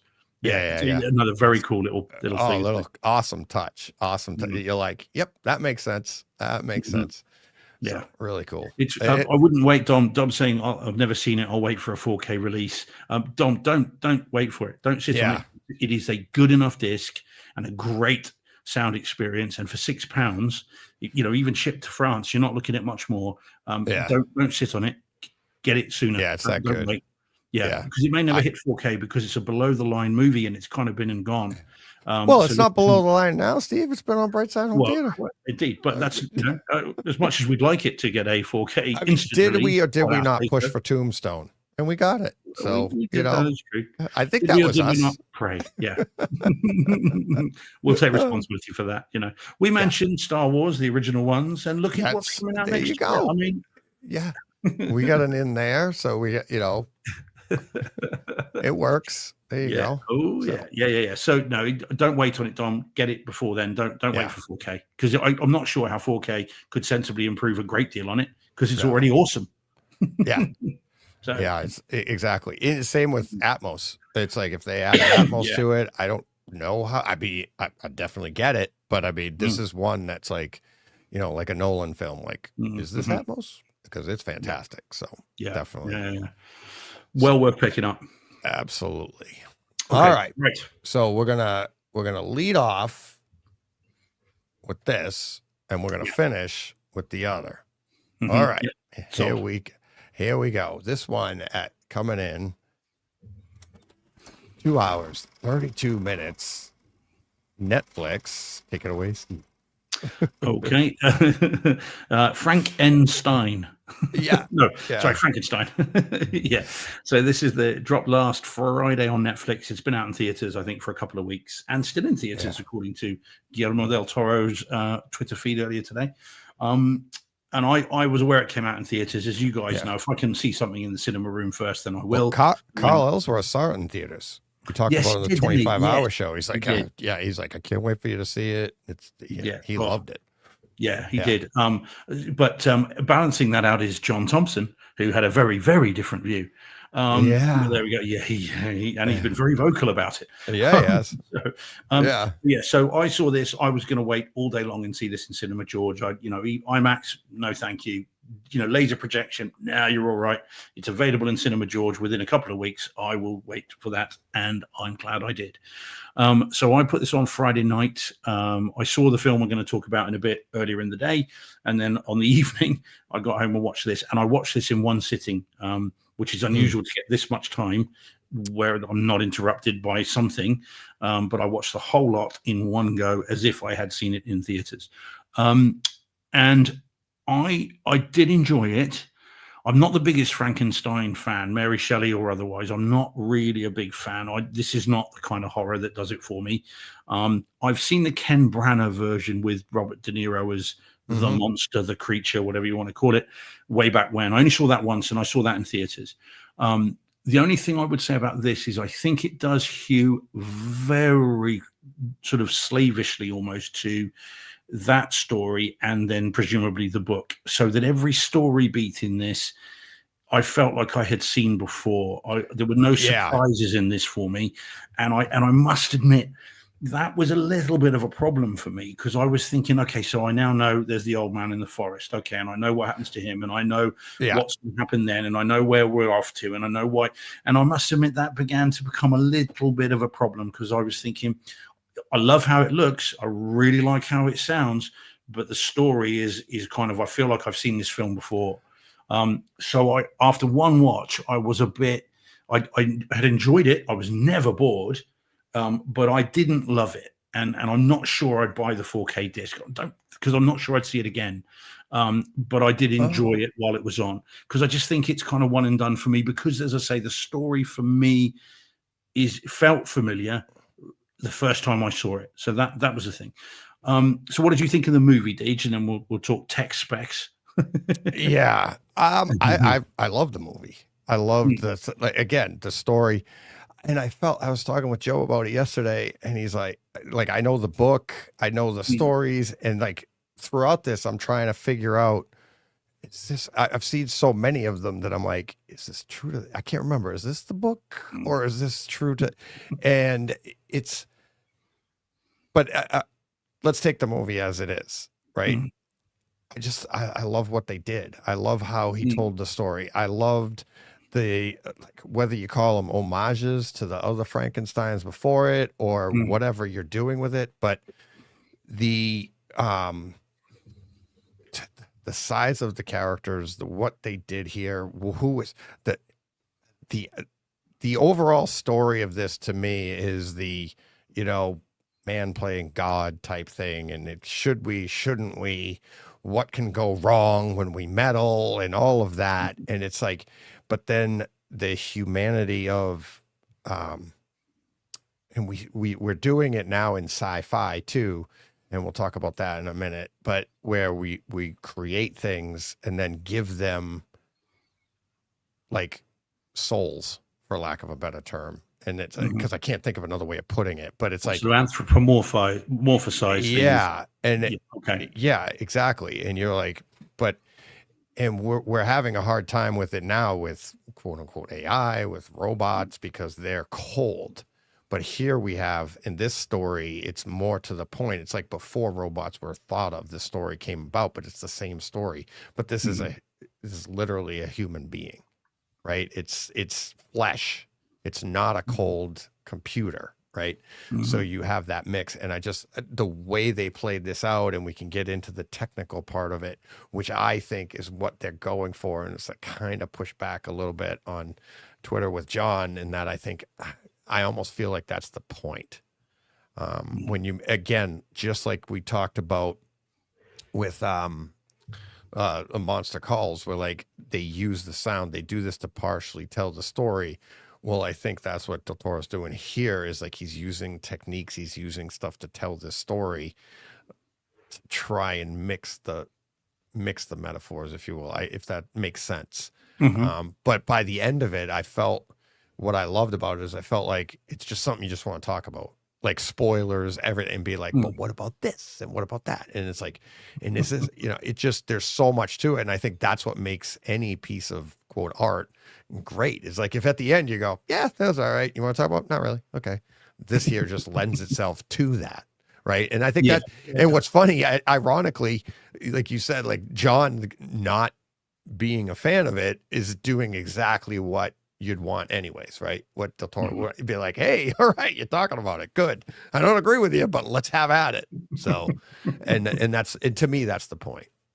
Yeah. I mean, I just think I would have liked something a bit more, because Del Toro is a great director and he's done some fantastic movies. And I think I just thought it was going to be something different. It would offer, I mean, visually, sure, sound wise, absolutely, which we'll get onto, but I think story wise for me, it just was a bit rote. And that's not to complete that. And I get that this is based on a novel from the 1800s, and therefore that came first. But this story has been done so many times, both literally this story, but also things like it. That this, Frankenstein is essentially Jurassic Park without the dinosaurs. Same sort of thing. It's just because we can doesn't mean we should, and this is what happens as a result. And so I found it too trite, too predictable. I know where this is going, and it's in no rush to get there, because it is 2 hours and 32 minutes long. And so I found myself thinking, okay, I see where this is headed, but it's just taking too long to get there. But that's not to critique the performances, because I think the performances are great. Yeah. The guy, obviously Oscar Isaac's fantastic as Frankenstein, the Dr. Frankenstein. I mean, even what's her face? Oh, goodness me. The lead female. Oh my God, I can't think of her name. Was it Mia Goth? That's her. She's good in this as well. Decent English accent. She's, she seems okay.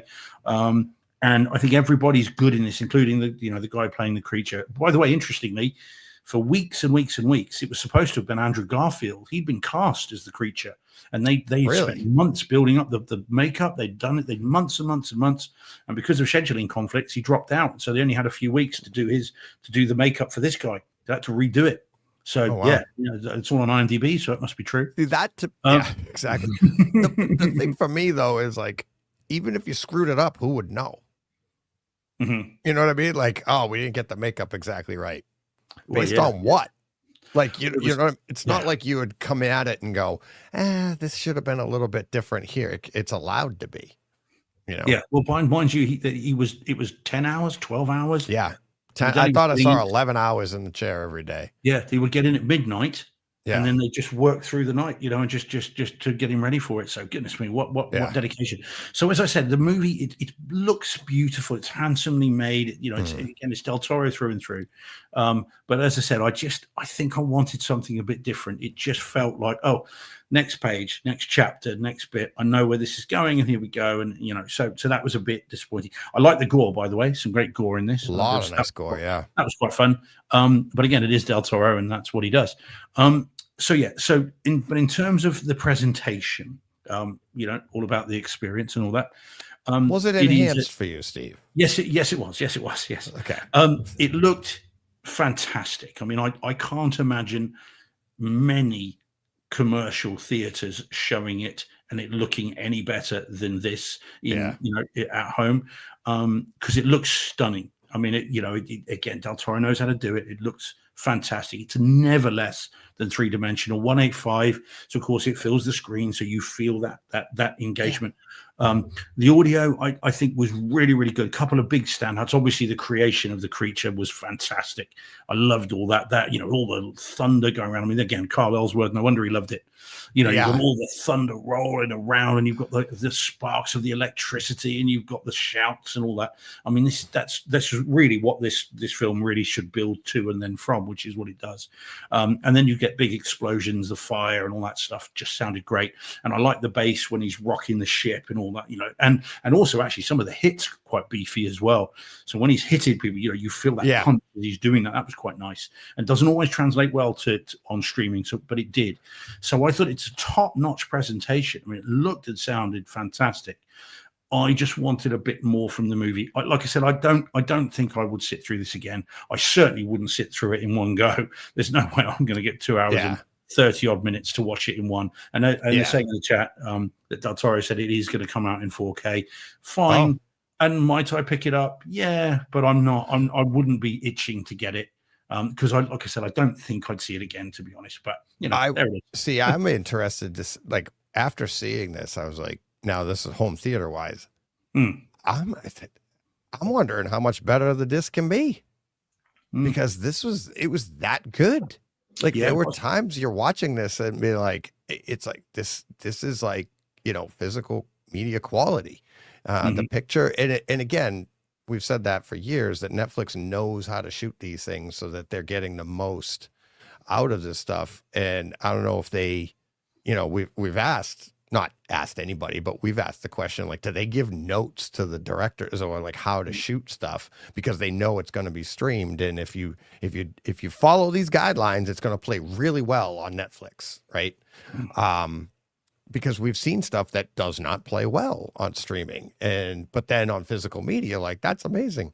So this here is like audio wise, I'm like, how much, to your point, like how much better could this be? Like the bass in it, the detail in the bass of like when he's pushing the ship and stuff too, but the hits, the quiet times, all of that stuff. It's like, how much better could it be? That's what I'm interested in. I don't think I could sit through it in one sitting again either.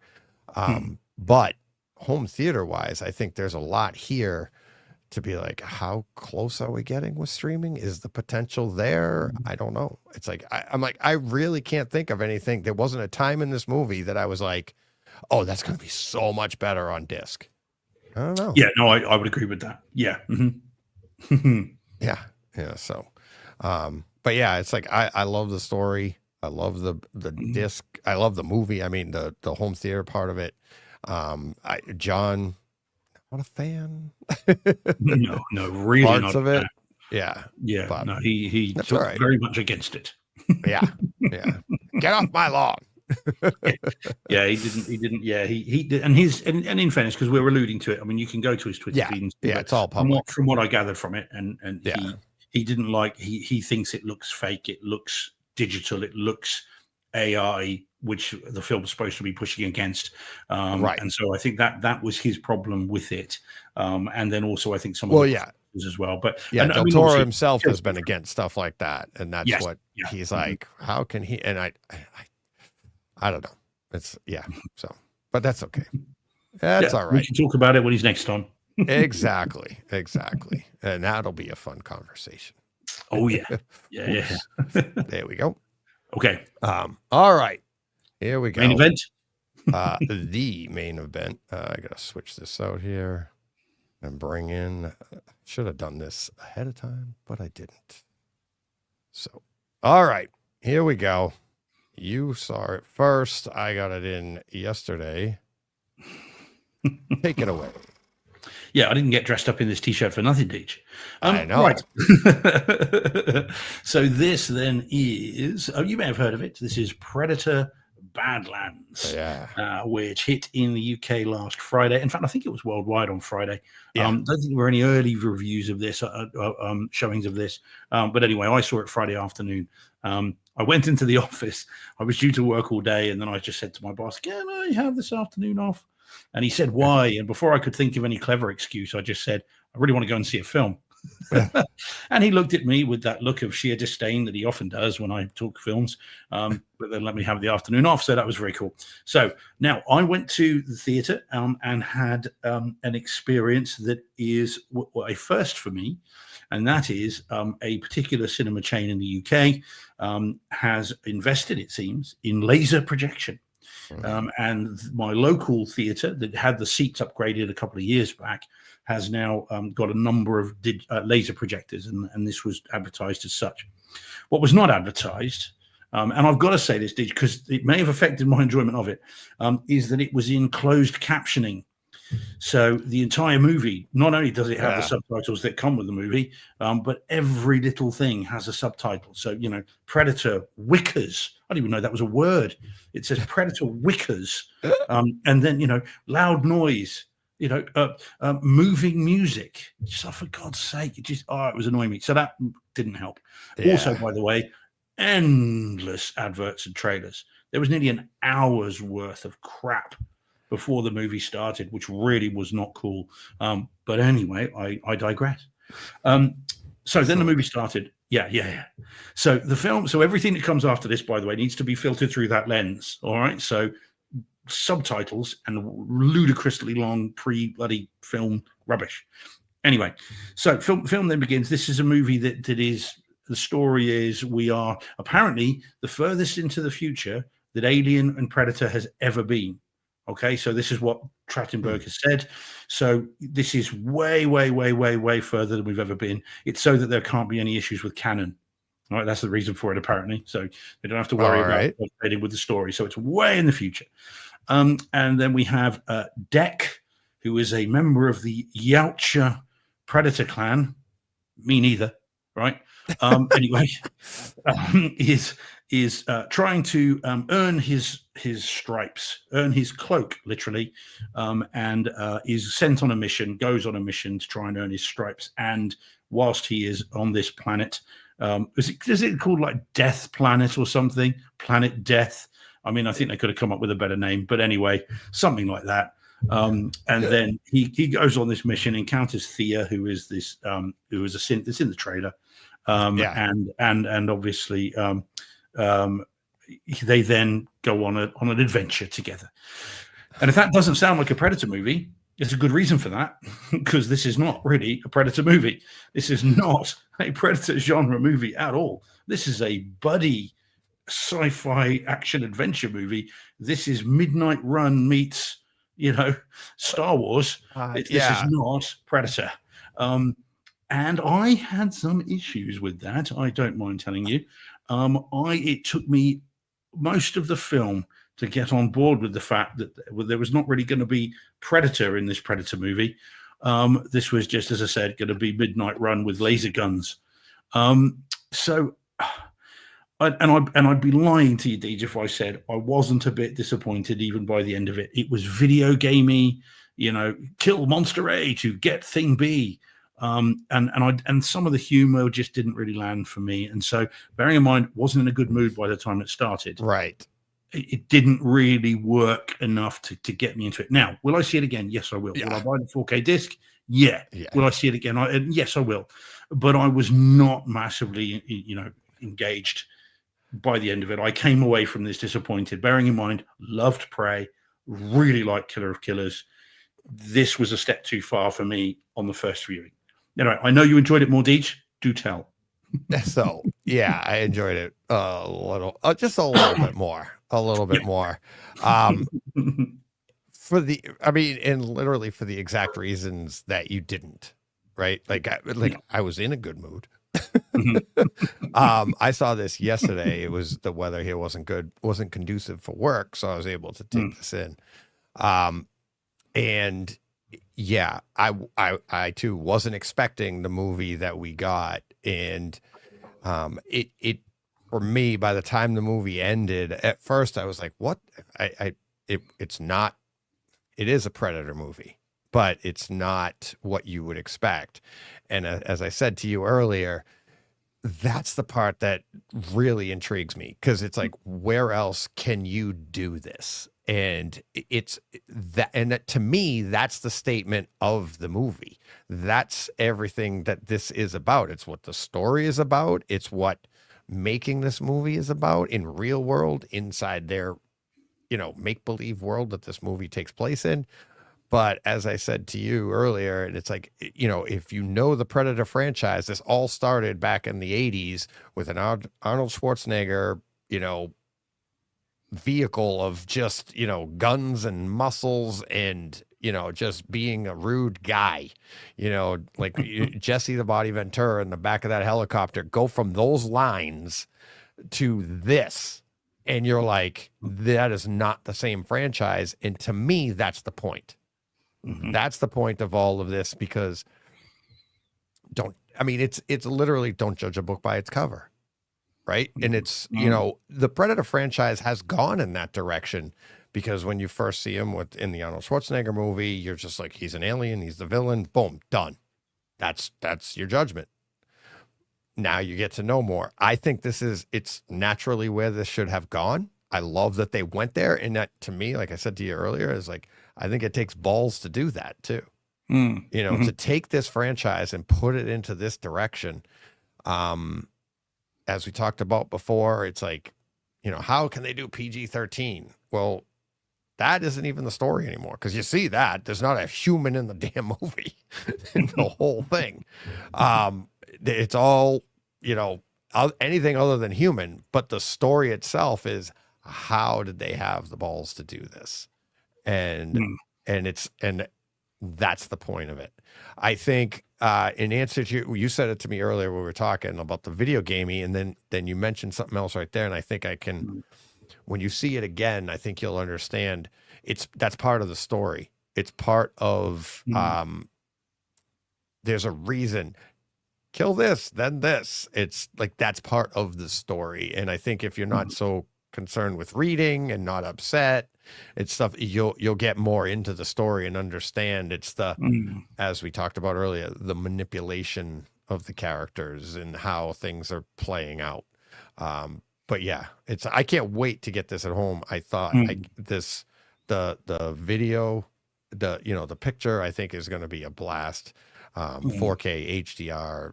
I think it's going to be fantastic. And then same with the audio. There was a lot of nice pans, and when I can get pans into a regular theater, and this is I see Showcase X Plus Cinema with the Atmos, same thing, laser projection. It looks fantastic. If I can get those pans in that cinema, it's to be able to get them here. It's going to be even better. So really looking forward to it. We were talking before the show. Dealing with laser projection. This is the first time I'd seen anything on a laser projector, certainly a commercial one anyway. And so I've only got this. I've got no frame of reference, but I was a little disappointed with that. I wanted it to be brighter and I wanted it to be more detailed. There is some difference when I was looking quite closely, but not enough to blow my socks off by any means. So yeah, I agree. I think on 4K disc, it will definitely look better. And the audio, I have to say, I thought even in this theater was pretty good, man. The jungle stuff.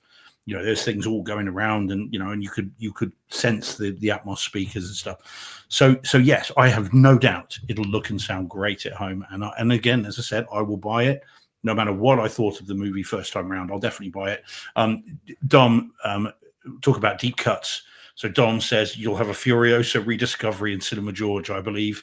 So yeah, goodness me, that's going back a bit. But yes, I think. Do you know what, Dom? I think you're probably right about that, and I am perfectly prepared to accept that is a possibility. I'm not suggesting otherwise. I think probably that's right.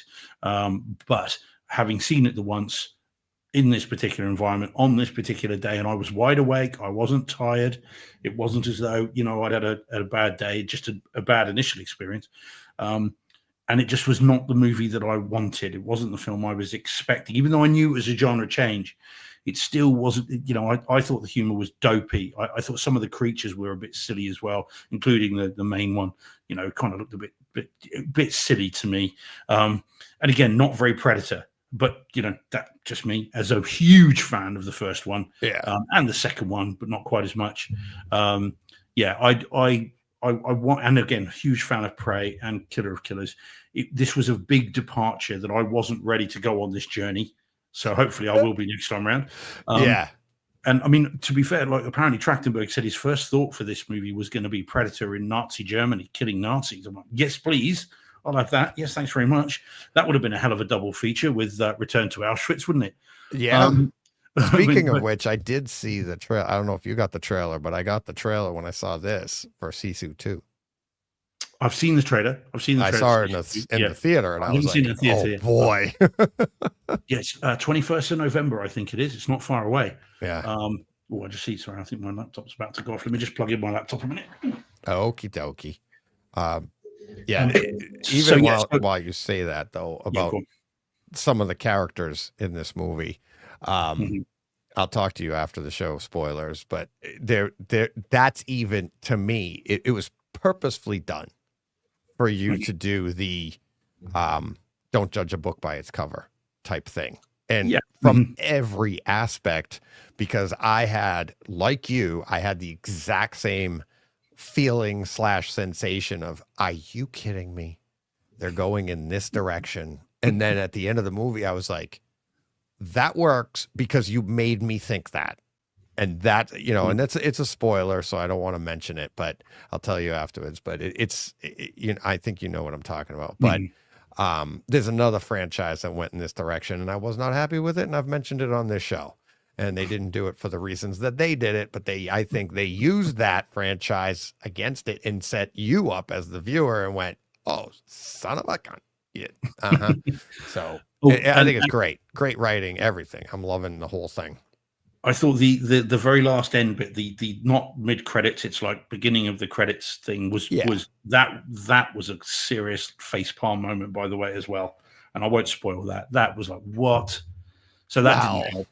I mean, not gonna lie, I was thinking that the whole time. I'm like, where's? Well, yeah, exactly. I'm like, come on, and it's like, because this is one thing, that's another. That's nature. Don't do that. You wait till the exactly. Who finds out about this? Exactly. So I think everything else is spoilers, but I just hopefully I'll like it a lot more when I see it, when it comes out. But it's a day one buy. And we own the rest of the damn franchises. Hell yeah, because it's both franchises. Oh yeah, I've got them all. Although Killer of Killers hopefully will get a 4K release at some point, because that's the only outlier now. That one hasn't been released.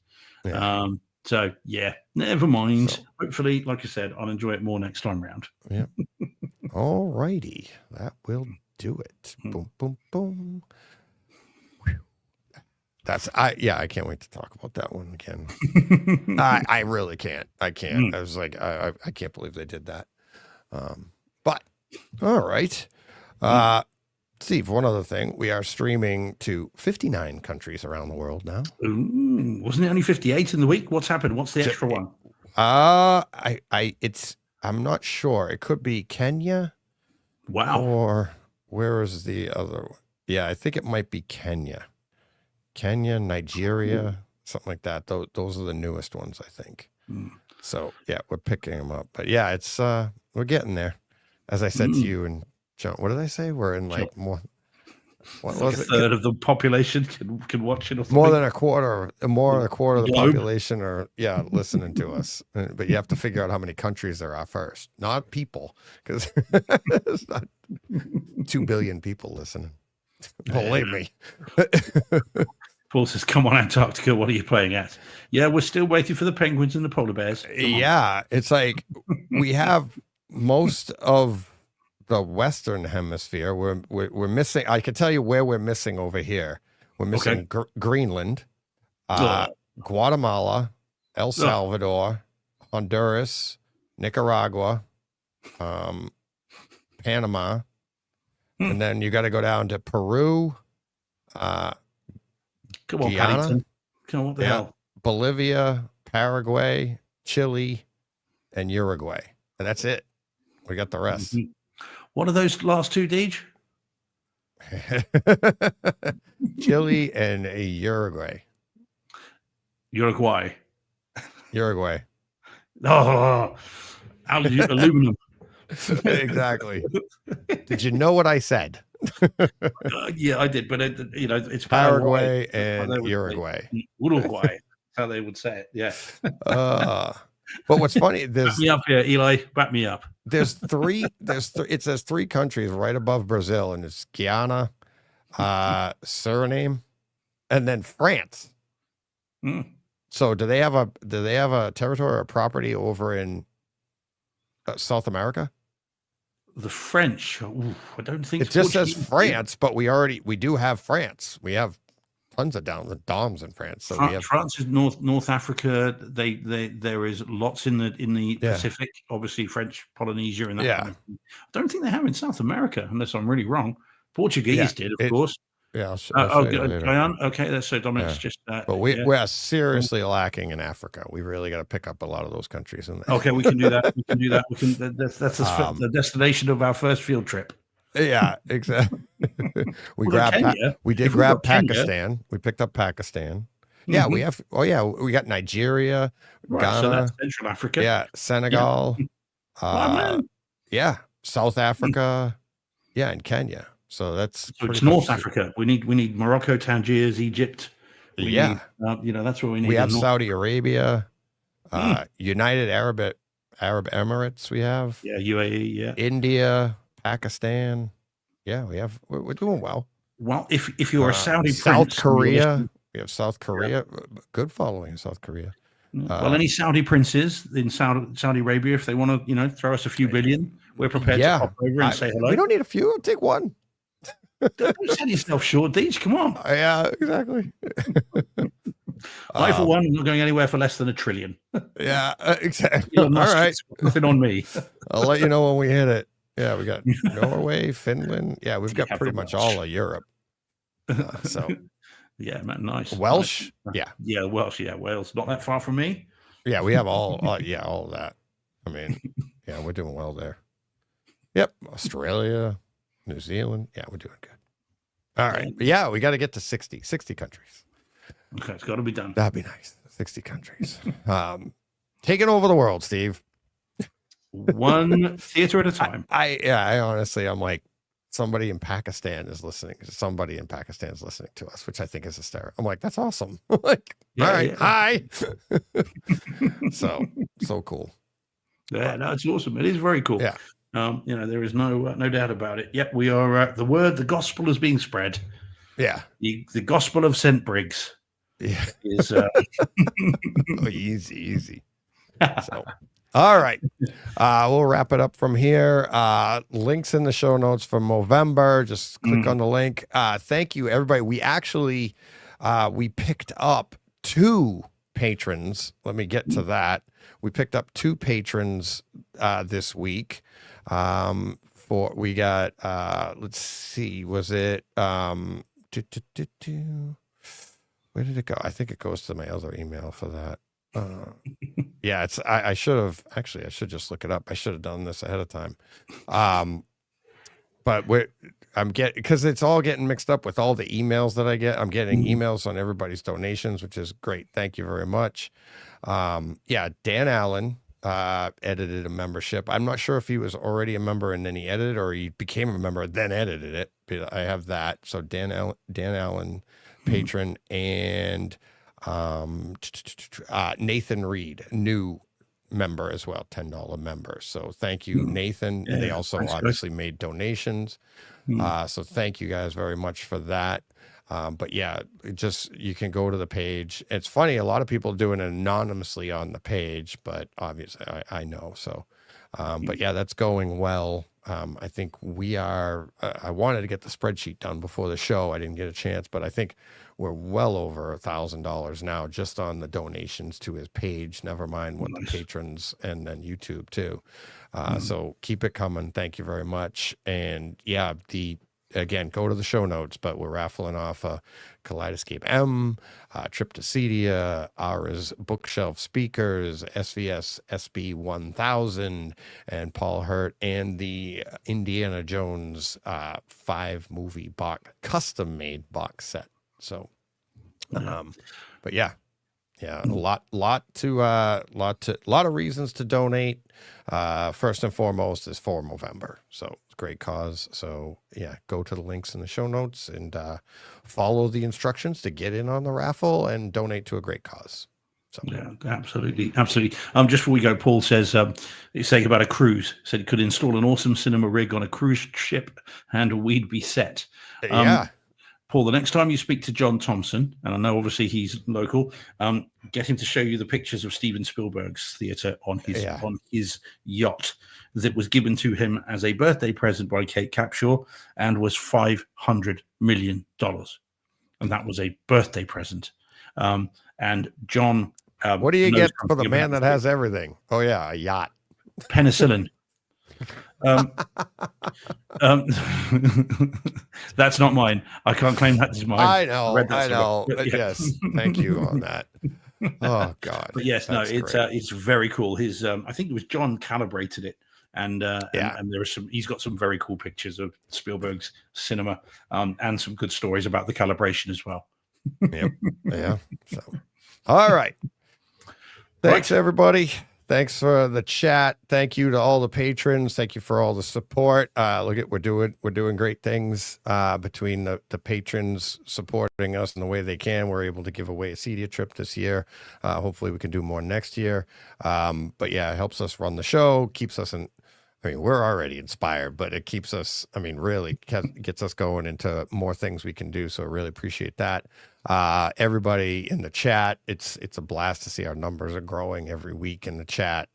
I remember Steve and I and John, when we'd sit here and go, oh my God, look at the numbers now. And it's like, yeah, we're double, triple that when we never thought it'd be like this. So true. It's lively, and you're coming at us from all different places. That you got Twitter, Twitter and YouTube, and everybody's in there, but everybody sees the chat, so it's pretty cool. So thank you very much. We'll be back next week with another Takeover Tuesday. Not sure what yet. And then, of course, Steve and I will be back. Maybe John will drop in. Who knows?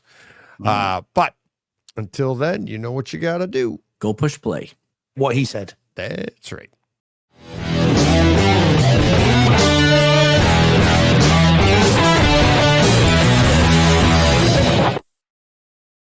Hey, Fred. This has been a Hey Fred production with theme music by Jeff Bernhardt and Throne Vault Productions.